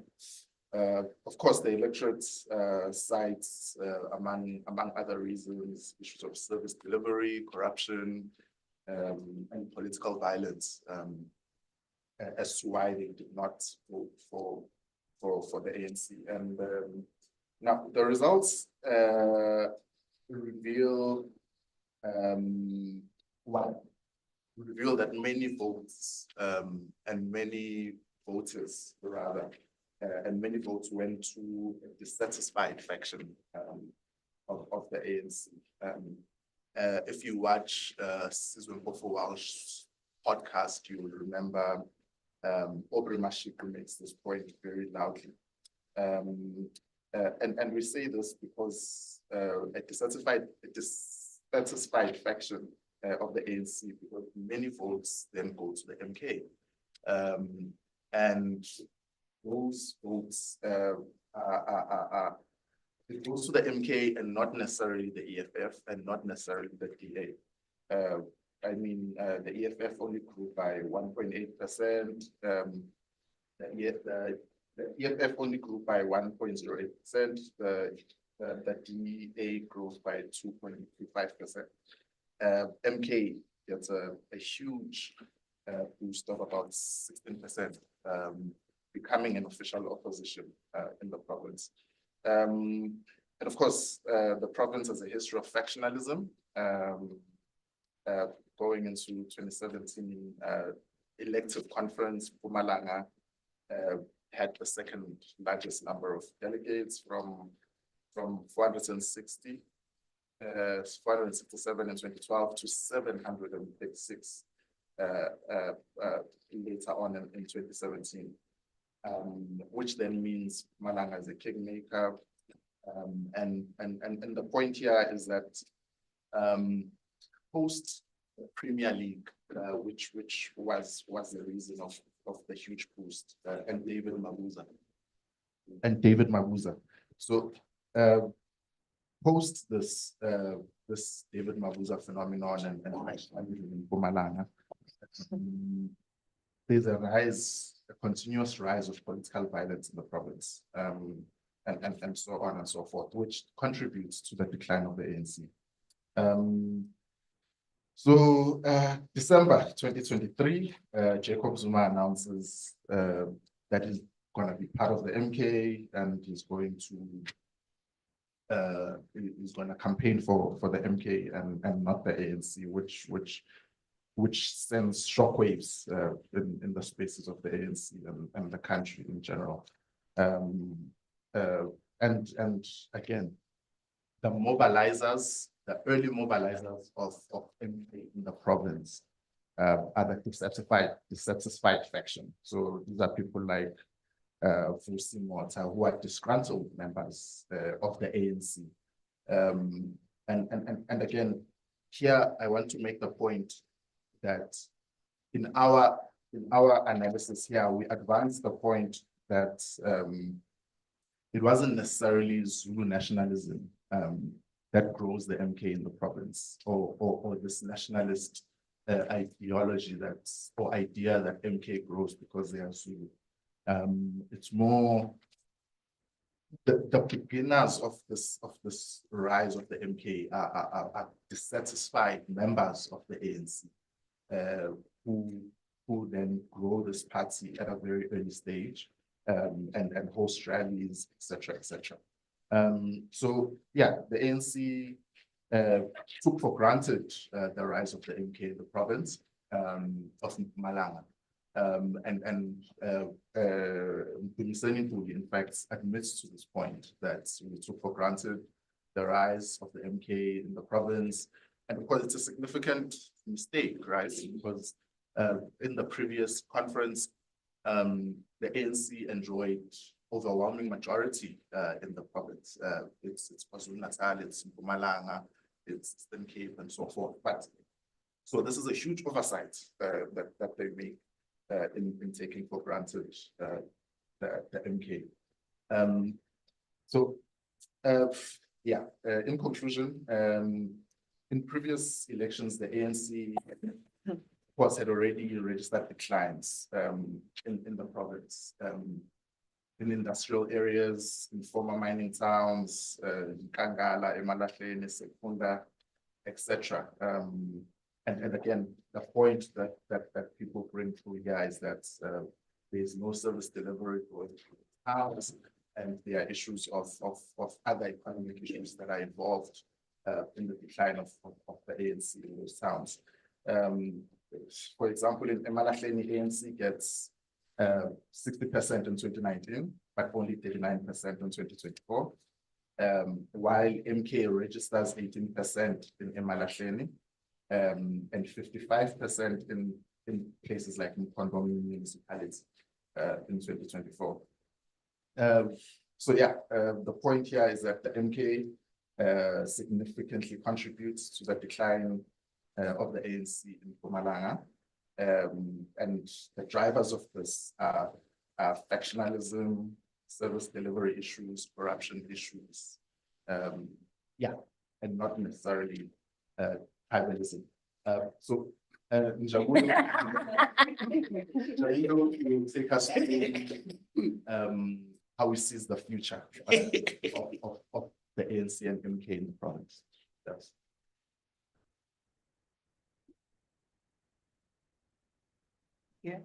Wandile said actually presented the bulk of the paper. I think what I'll go into is just explaining sort of our dissatisfaction or with the monolith of the argument of Zulu nationalism as maybe perhaps the only explanation for the MK's rise.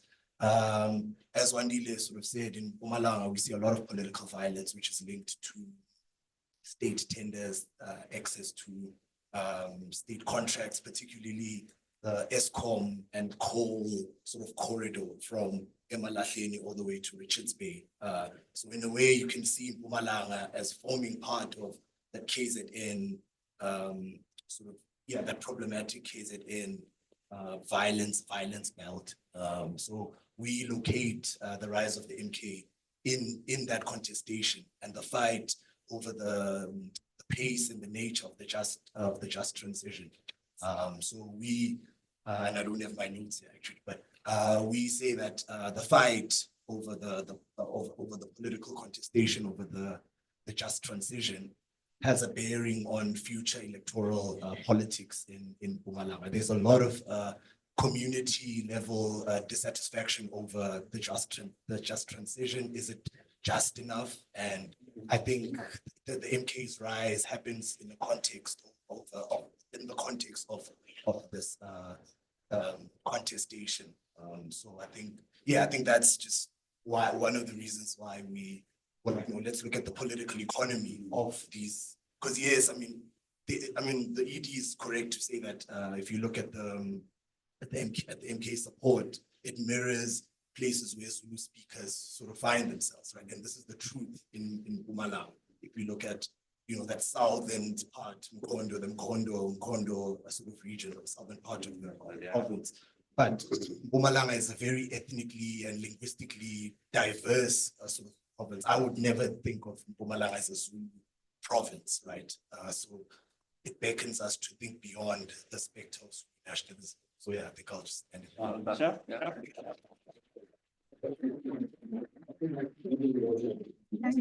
Thank you very much, all those from Mpumalanga. And the last of our panelists now in the provincial segment is Bonolo Magala.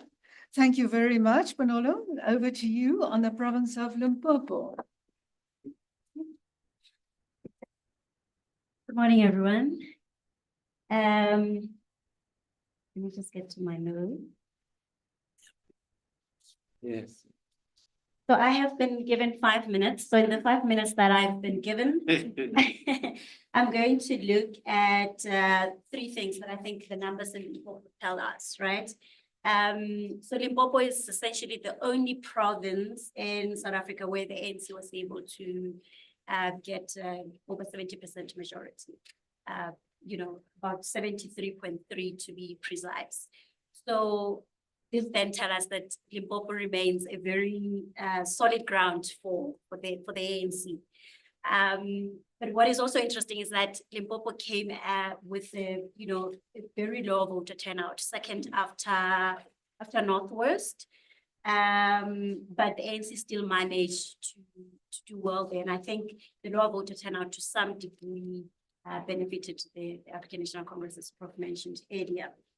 And so the question then is that, what does this tell us? So it tells us 3 things. The one, of course, the ANC hegemony in the province and electoral strength.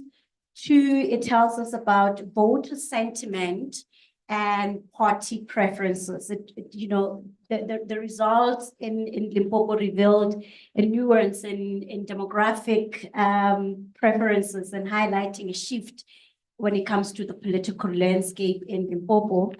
And then also it's very interesting to look at the place of opposition parties and how they've performed, but also the emergence of new political parties, MK and United African Transformation, which eventually made it into the provincial legislation.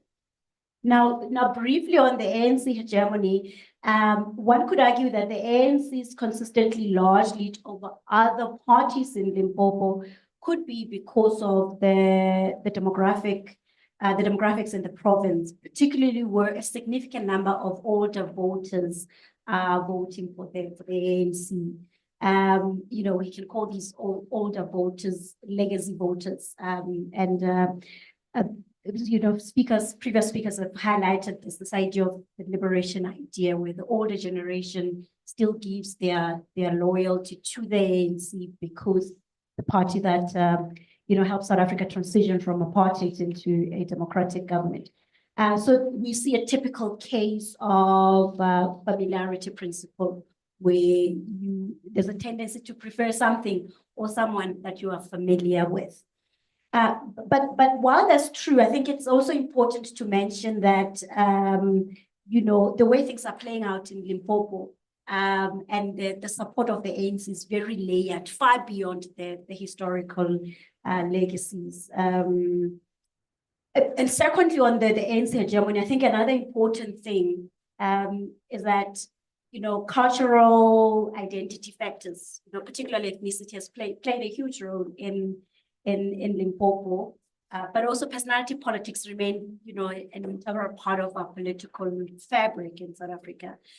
So, did the ANC get the kind of support that they got because President Ramaphosa is from Limpopo? Let you tend it. So yeah, that's something to consider, because if we are thinking about identity politics, political cleavages, it may not be the case in KZN, but it's something to consider, particularly Limpopo and the Eastern Cape. And secondly, on voter sentiments, a few speakers have highlighted this, but I think it's also very interesting to see how young people in Limpopo actually didn't vote. We've seen a lot of reports about the consistent political dissatisfaction and democratic disillusionment among young people, where young people are questioning even why should they go to the polls if they're not enjoying the dividends of democracy. So like I said, this feeling of dissatisfaction and political dissatisfaction and democratic disillusionment, it's huge among young people in Limpopo. And that's why we saw a high percentage of older people actually voting and not young people. And even before the elections, on this issue around dissatisfaction, political dissatisfaction and democratic disillusionment, there were a lot of protests in Limpopo leading to the elections, and that speaks to how voters felt about the performance of the African National Congress in particular, but also just generally the idea of democracy, particularly among young people. And as I conclude on opposition parties in Limpopo, of course, the EFF, while they kind of did well, the gap between their performance and that of the ANC, of course, is wide, but they positioned themselves as the main opposition party in Limpopo. I think they got about 12.97%. And of course, there was a slight decline from how they performed in the previous elections. We also saw, Freedom Front Plus, which largely capitalized on the ANC's failure and the political dissatisfaction in the province. And of course, the DA largely also focused around local government issues and minority rights. But what is interesting about Limpopo is the new kids on the block, MK and the United African Transformation. And it does tell us about, the emergence of new political parties. Of course, a lot of political parties in Limpopo didn't do well, but it was interesting to see MK and United African Transformation. I think MK got 1%, UAT got about 0.8, thereabout, and managed to get a seat in the provincial legislature. So I think what this then tells us is that the ANC needs to pay particular attention in this, the emergence of new political parties, but I also think the nuanced shift in the political landscape, and also pay particular attention in how the different demographics engages with the political landscape in Limpopo. And, there's a need there to then reevaluate some of their strategies if we think about the next elections. So, thank you. Thank you very much, Manola. Thank you, colleagues around the room, for your presentations. And we do have time left for discussion and questions. I immediately acknowledge there are set of quite a range of questions coming in from online. I will distribute them among the panelists and other speakers. Shall I give a chance for 2 or 3 questions from the floor in one batch, and I'll combine them with some of the online questions to the extent that they match thematically, and then we'll have second rounds after that. Can I have a quick indication, please, from the floor? A question is 1, 2, 3, 4. Thank you very much. There comes the mic. And please indicate if you're directing your question to a particular person. My question is general, but first to upload the presentations, very informative. Thank you very much.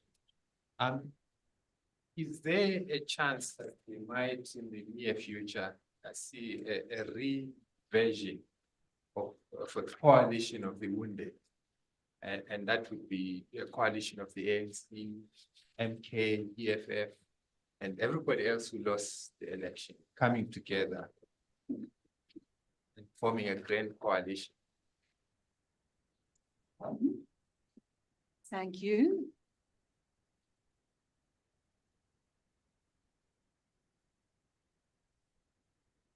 Thank you. Let me also join.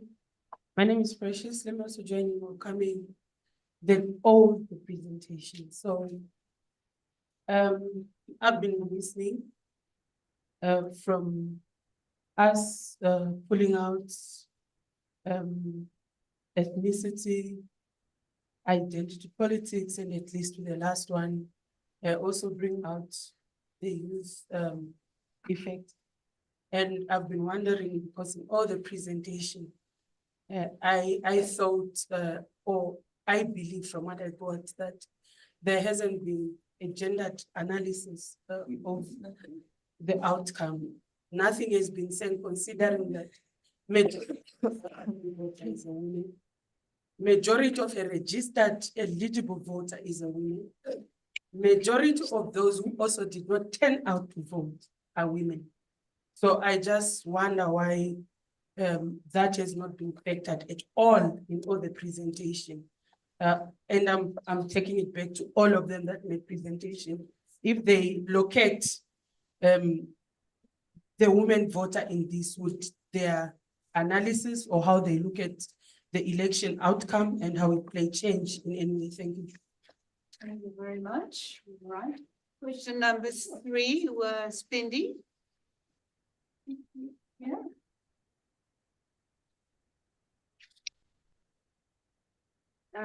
Thank you very much. My name is Pindile. I believe in the one comrade, one question, even though we've had like so many presentations. Season 2, 2 questions. Counting. I think we can all sort of see that the MKP it basically walloped the ANC. MKP is bad at the ANC. But when I looked at the numbers, the EFF, if I'm not mistaken, lost 130,000 votes in Gauteng. So my argument is that the MKP is dangerous for the EFF score.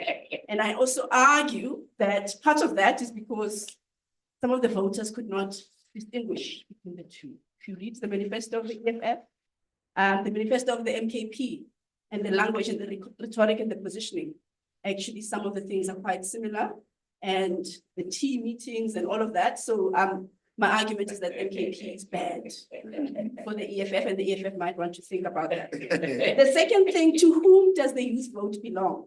If there is such a thing as the youth vote, and I know that young people are socially differentiated, they've got different interests, and I'm asking this question because in KZN at Tegwini, I spent a lot of time there, and all the young people were saying, we want change.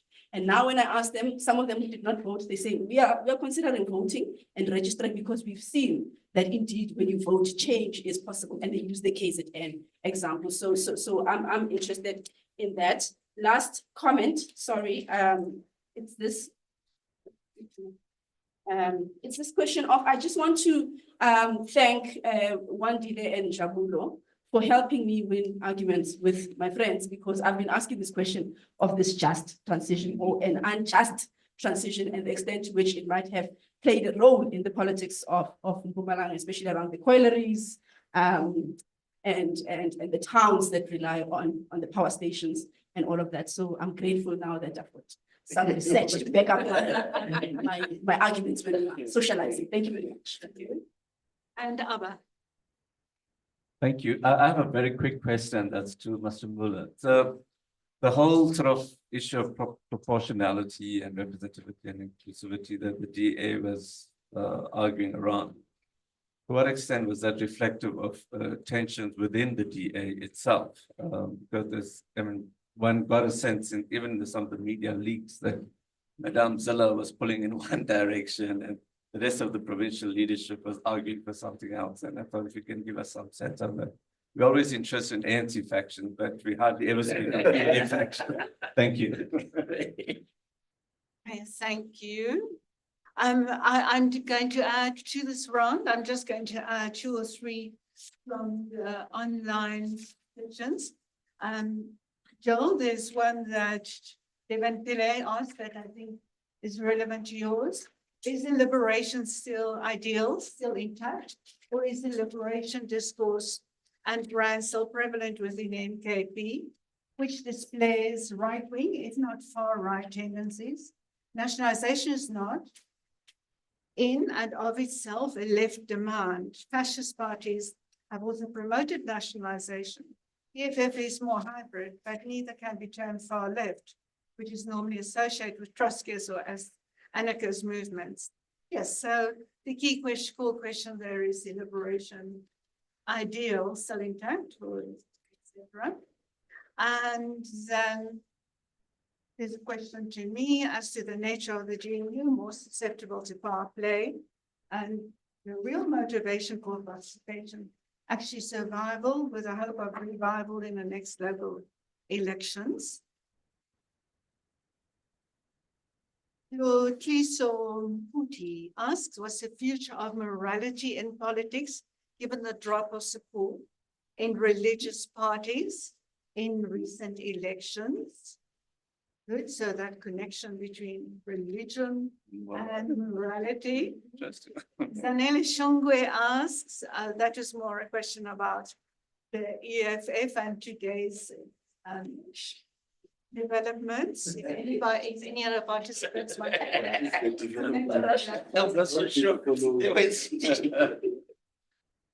Natse Mohale asks, expecting the trend of migration into cities continues unabated, what are projections for the next 10 years?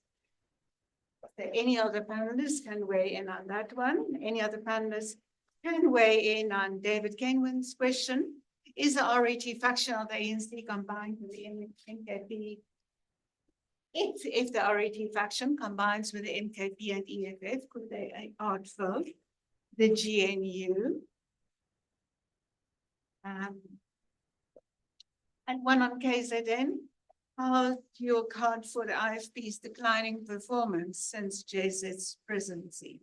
I think this is enough questions for now. Time permitting, we shall do more. Joe, can I ask you to come in on that one? And a person also to know specifically what you think of the performance of the independents. Thanks. I will try to be as brief as possible. Yeah, one of the most notable developments in this election is that massive resources and effort were used to introduce independence into the electoral dynamics, but none of them succeeded in getting a seat. This might demonstrate some of the factors that the presenters made about organizations and personality politics that are attached to those organizations. It might relate, some might argue, to the kind of regulations that were introduced, both the legislation and regulations. And lastly, this is my own personal view. It could be around matters to do with how the public assesses individuals who work on their own as distinct from being part of collectives, and therefore their possibility to sustain themselves in the long run, as well as making an impact in the overall polity. It's a variety of factors. And the question, in my view, is whether all that effort and the resources attached to them were necessary, and what kind of electoral system we need going forward. The next issue, very briefly, what will happen going forward? One referred to bellwether effects, relationship between national provincial elections on the one hand and local elections on the other. If you look at the performance of the ANC, for instance, if you look at the graph, the decline between 2016 and, or rather, let me say 2019 And 2021 was very steep for the ANC. But between 2021 and 2024, it inclined a bit, not inclined, but the decline was less precipitous. So if you look at the actual graph, the decline between 2019 and 2021 was really steep, but between 2021 and 24, it was not as steep as that one. So the question arises, will the steepness manifest again, or will things change? Yes, of course, in the discussions, people also refer to matters to do with corruption. But what I haven't seen anyone interrogate, and this is something that we need to look at going forward. If indeed corruption, state capture were such fundamental determinants of this outcome, about the performance of MKP. Exactly. The real masters of corruption and state capture. So the issues of ethno-nationalism and perhaps matters to do with the just transition, as the other colleagues have alluded to, may have something to do with it. There's also something that has not been fully studied, but emerges, at least on a talk show, given the ultimate outcome in this situation. Should we study the dynamic or a dynamic of what people have referred to as bias reports? I listened to one person who phoned into a radio station to say, I went in wanting to punish this incumbent, which is terrible. But now with this outcome, I've got bias reports because we have ended up with a mixed masala. Youth vote, I think what will need to be studied in addition to the outcome of the election is opinion surveys. Parties did their own opinion surveys. Some of the ones that I've seen suggest that there is not so much of a significant difference amongst many of the parties, but there is a suggestion that the ANC's support is growing older. And the EFF's support is also shifting towards the mid-30s and 40s. And so what is happening to the younger ones? That's something that requires Then there is the question about the liberation ideal and whether you can associate this with the EFF and the MK party. My argument is social scientists are quite correct in demonstrating the right-wing positions of a party like the MK party. Ethno-nationalism on the one hand and very conservative, ultra-conservative positions on cultural and other issues. But we need to pose to ourselves the question, does the thinking of the ordinary voter, for a lack of a better expression, coincide with the analysis of the social science? What does the ordinary voter hear? In my view, they hear the radical economic transformation rhetoric and promises of nationalization of this or the other, as well as other matters to do with social policy, rather than narrowly that has to do with the ultra-conservatism. And the same, I would say, applies to the EFF to some extent. If you look at the gap between their rhetoric and their behavior, what the ordinary voter sees and hears is the radical rhetoric. Thanks. Thank you very much. Thanks. Can I have an indication from the organizers? Can we bring in online answers from the panelists? There, yes, I see Calvin. Calvin, please proceed. I've jotted down the questions, but I really want to speak to the gentleman who raised the first question. And I'm not so, I didn't hear exactly, was it was sort of a comeback of the coalition of the wounded, as he called it. But I want to speak about that,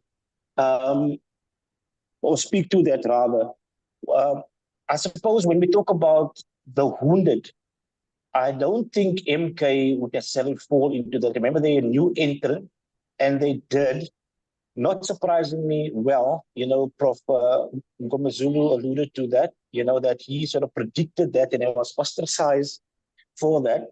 So they could be wounded in the sense that they can feel that they have been strategically outmaneuvered. That's the one thing. The second thing is that outmaneuvering rather clearly done so by the ANC. And I think the ANC expected not they. I mean, even before the elections, we're not privy to that there were discussions going on in terms of what's going to happen. I mean, with opposition parties. That's the one thing. So if they come back, what will they come back with? Because Joe just mentioned now is, for instance, what are these parties appealing to? And you have to put it in the bigger scheme of things. As democracy matures, political sophistication also comes in. And there are certain narratives that are becoming obsolete. People are looking for other alternatives. And then we can tie into that, the ANC's performance, a lot of studies has been done about this, research and things written about it. The longevity of liberation movements. Can they actually master being in power? And that longevity is projected to be 25 to 30 years. So we've seen that played out now. And that's the one point I want to make. Let me just go start my notes quickly now. So it's really some of these narratives that are becoming obsolete, and the ANC, if it is serious about renewal, and it's been speaking about renewal for the past decade and a half now, renew the ANC. And obviously it had the choice to go for the MK-EFF coalition and then totally just, not even consult the other parties. But that would not have served them any good. It could have actually prevented them from actually existing anymore. And maybe this might sound like an overstatement, but I don't think it entirely is an overstatement. So it did what it had to do. A lot has been said that the government of national unity, these political parties rather, have put South Africans first. And I think we must see it in the bigger scheme of things. It would have been a regression if the ANC went with this MK, or what some political parties have called the doomsday coalition. I won't go as far, but if the ANC was serious and is serious about renewal, it served them well not to actually go into that coalition. So we are where we are now, and it opens up avenues to explore how this GNU or whatever grand coalitions you want to call it, how that will play out now. And I think our focus should be shifted to that now, and comeback of the wounded. I don't know. I'm not so sure. In Western Europe, as I mentioned earlier, my focus is on coalition politics. In Western Europe, when it comes to coalitions in Finland, in Norway, they apply the principle of ostracization on the one hand, or assimilation, where these parties are strategically outmaneuvered, and what they become, and essentially is now South Africa, MK and the EFF for the longest time now, they remain protest parties, and they don't seize the opportunity to become part of a cabinet. They mention, we've been sold out and all of that, but if you're not part of the decision-making, you cannot affect policies. So I think this is what's happening now. These other parties, part of the GNU, or whatever you want to call it, seize the opportunity, whether they've got one cabinet position, whether they chair a portfolio committee, they are now showing their constituencies that we can do something.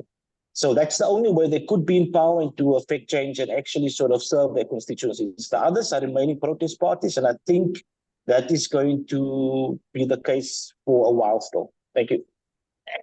Much appreciated. Thank you. And Becky, please come in. Quite a few of the questions relate to your field there and general insights. Thank you. Okay, thank you very much, Susan. There was the very last question about the IFP's decline in KwaZulu-Natal.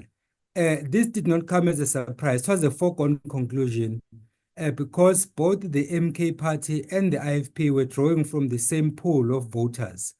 And before the 16th of December, 2023, I had written a few pieces where I was saying that the IFP will definitely reclaim control of KwaZulu-Natal. And I still maintain that. Had it not been this emergence of the MK party, definitely the IFP would have taken over in KwaZulu-Natal. And this is explained by the fact that the ANC only came third in KwaZulu-Natal after both the MK party and the IFP. So I still maintain that. So basically the reason why the IFP had such a decline in KwaZulu-Natal was not because of many issues, but it was because of the rise of or the emergence of the MK party, let alone the fact that there were already mushrooming divisions within the IFP, which the leadership, of course, denied. These are politicians, so they will always deny that. But the reality is that there were already some divisions within the IFP. But then, of course, as I say, the main issue was this MK party. There is this point about the future morality in politics. I've made peace with the fact that religion and politics will definitely try to work together, but these two seem to be diametrically opposed. One of the reasons is that in politics, truth is evasive. There is a trust deficit. There are a number of other things that you can count. So even the likes of Moshe have found it hard to push the religious agenda. So the issue of morality in politics, in my view, is questionable because our politicians seem to be reading from a different script. There is a point in conclusion, Chair, that a concern, in fact, that was raised about the gender issue missing here.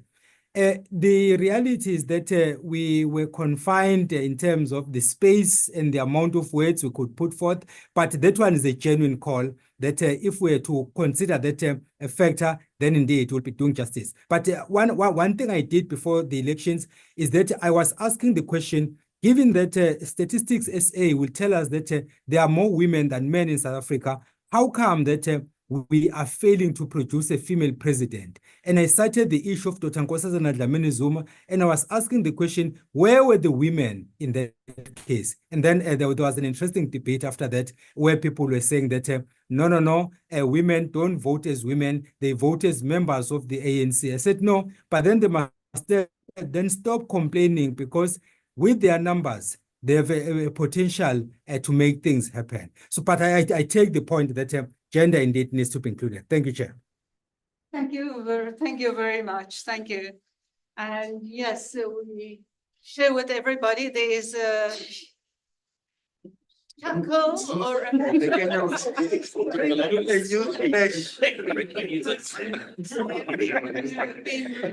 on EFF's Floyd Shivambu's political future, which, according to current reports, is with the MK party. Yes, that has implications for the answers on it.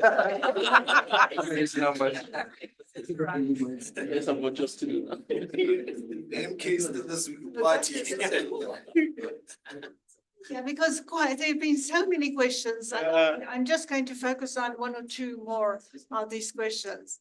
And a very important one is about what is the left, what is the right, what is the center. And Abba, if you don't mind, I'm going to involve you in two other questions here because you contributed to the report, but you have been way too silent. Tawana Kupe asked, what are the analytical limitations of the traditional political labels, left, right, center in a South African context? And Losela Segwe also asked, have we entered the era of forced political centrism, as observed from GNU and GPUs? So yes, what has this current phase of politics done to our understandings of the political center? What is left and what is right? Is there so much fusion in the interests and the pursuits of the left, right, center? Is political life so much down to community issues, down to whichever ideology, who cares which parties are in government? Who cares, who blames whom at the local level for what amount of sewage in the streets, etc. As long as there is something that can be done about basic conditions of life, is that what is important? And in gender issue, my own approach to genderist analysis here is that it is absolutely incorporated. We look at women's and men's voting preferences, and there is very little. There hardly ever is a systematic, significant differentiation between the issues of how women and how men are going to relate to the political issues of the day. And for me, when I speak about voters in general, I speak about that voter breakdown. Voters, the majority of them are women.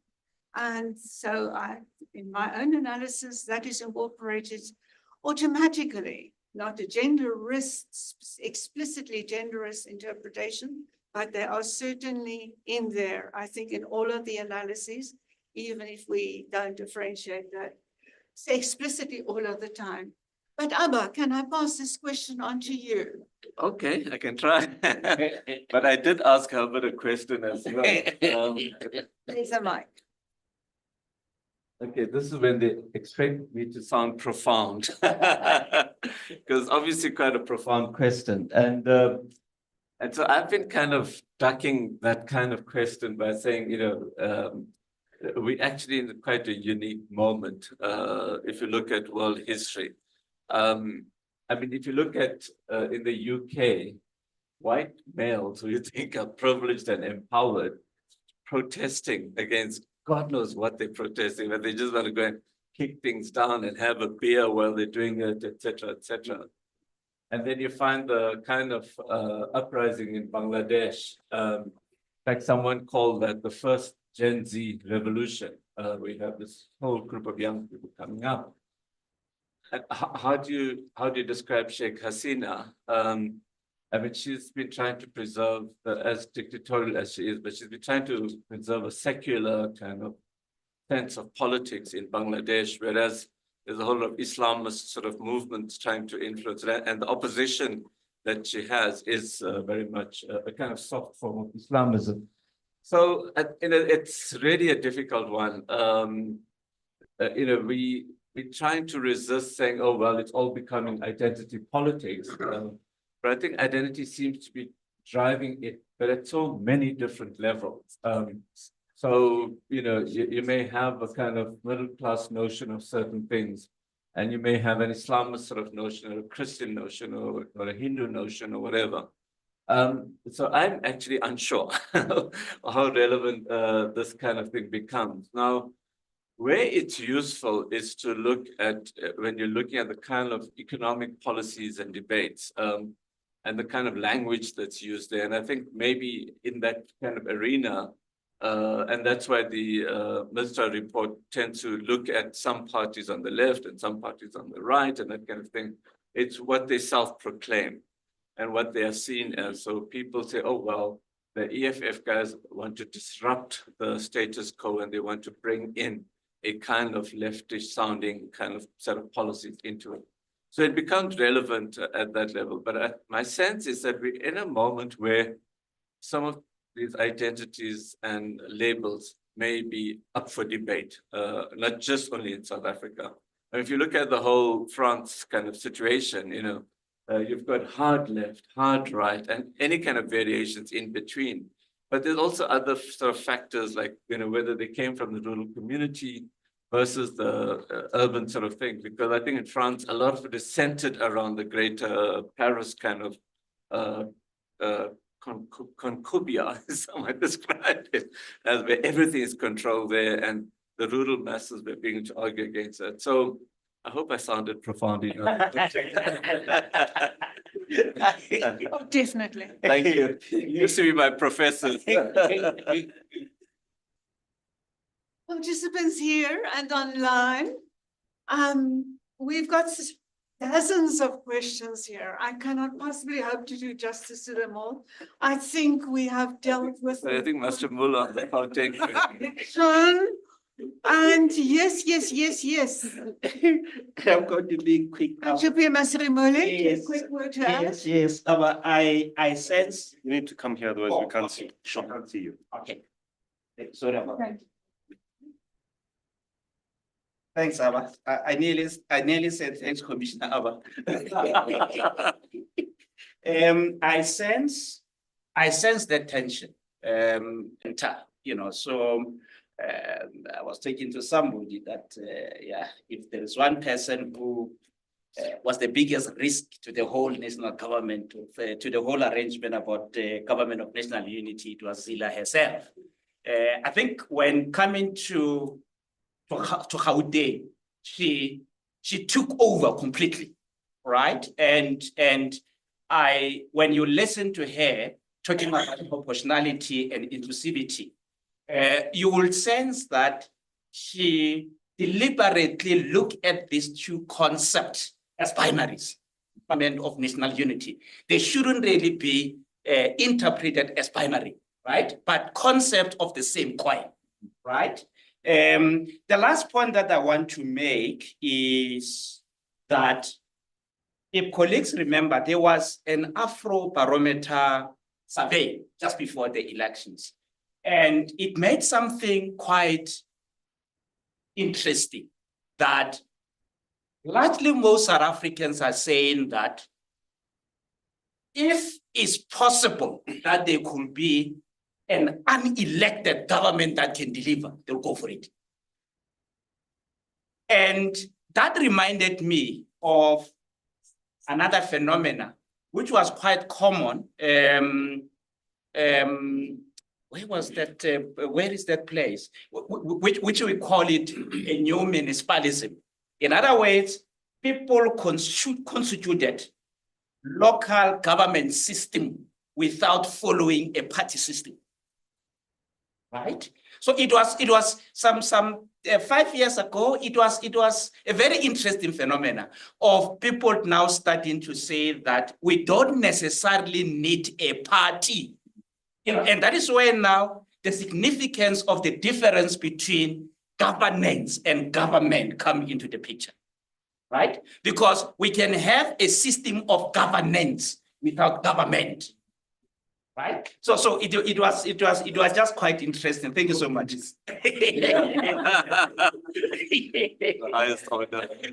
Just a word to Fujo. No, very briefly, just to indicate to all colleagues participating that we have initiated a project, a comprehensive research project in Mistra on the evolution of the class structure of South African society since 1994.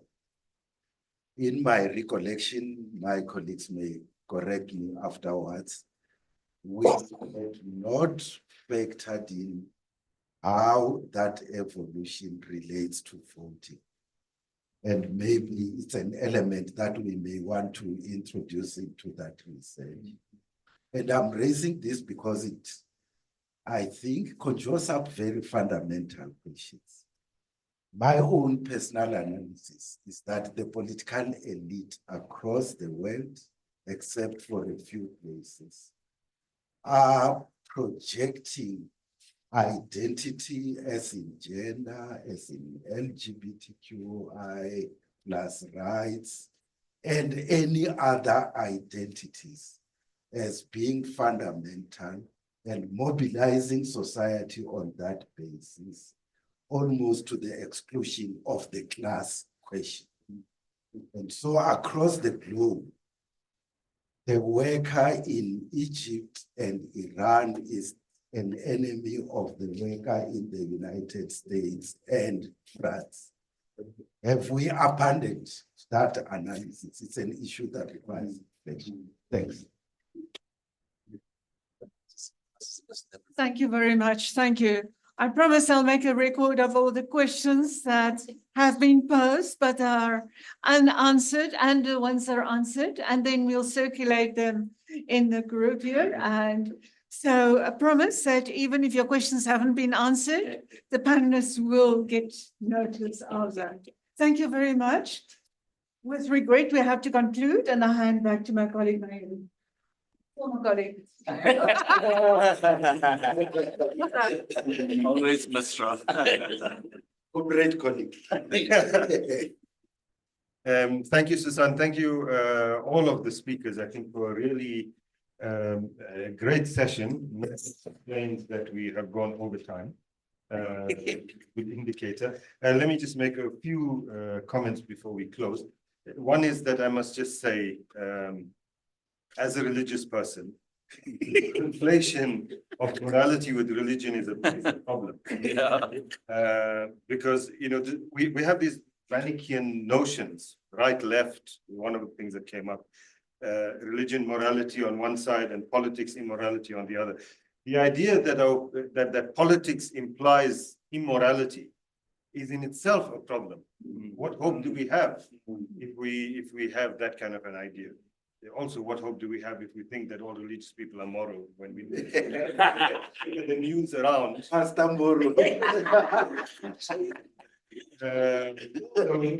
think we should just be careful about that. Yes. We hope that whatever the problems we've had in this country in the past 30 years, we hope for politics in our country that is moral. And a morality that centers particularly those most disadvantaged in our society. And that's the other problem, that when we say morality, we always think about sex. One of my other things, I think that we also, the whole session today, of course, and this report is about the 2024 elections and what it means, etc. But in leaving here to look a little beyond that. One of the things is something that Joel mentioned.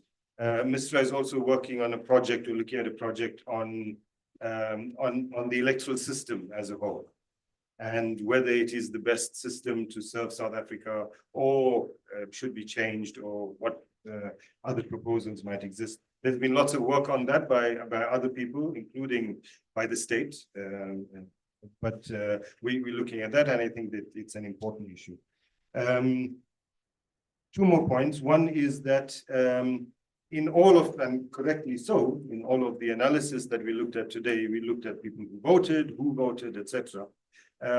We should not forget all of those more silent voices. Those who didn't vote, those groups who are not contesting to vote, large numbers, social movements, etc. Who increasingly, because of what those who do vote cause, because we who vote put people into parliament, because of what those of us who vote cause, makes it more difficult for people, for those people who are remaining silent. And as I said, social movements. Yesterday, I spoke to someone from an organization I didn't know existed, representing fisher folk. Was talking about how, I mean, this is stuff that's that you don't see in the news, about how fisher people from around the Vaal area to the coastal areas are suffering from assassinations, from losing the meager assets that they have, etc. By who are the perpetrators? Local politicians in cahoots with the businesses that work in them. These are not things we hear, but someday we will. And I think that keeping an eye on those silent groups is extremely important for us. And finally, that with all of the kinds of breakdowns of who voted, etc., that we saw, and we can have the debate for a long time about ethno-nationalism, etc. The point is that this notion that we've spoken about for 30 years of social cohesion is seriously problematic. And perhaps even using the term social cohesion itself illustrates what happened in the election. we have not addressed the national question. We don't have a South African nation. And that is a big challenge, I think, that we need to look at beyond talking about the elections. With that, thank you everyone very much for attending, those who are here, a big group, and those who are online, and even bigger group. Thank you to all of you. Thank you to all the speakers and all of the researchers, those spoke and others, for all the work that led us up to this, the technical people that made sure that we pressed the right part of the screen. And of course, finally to FES for making the venue available, having the snacks for us, not the online people. And for your support of this election project in general.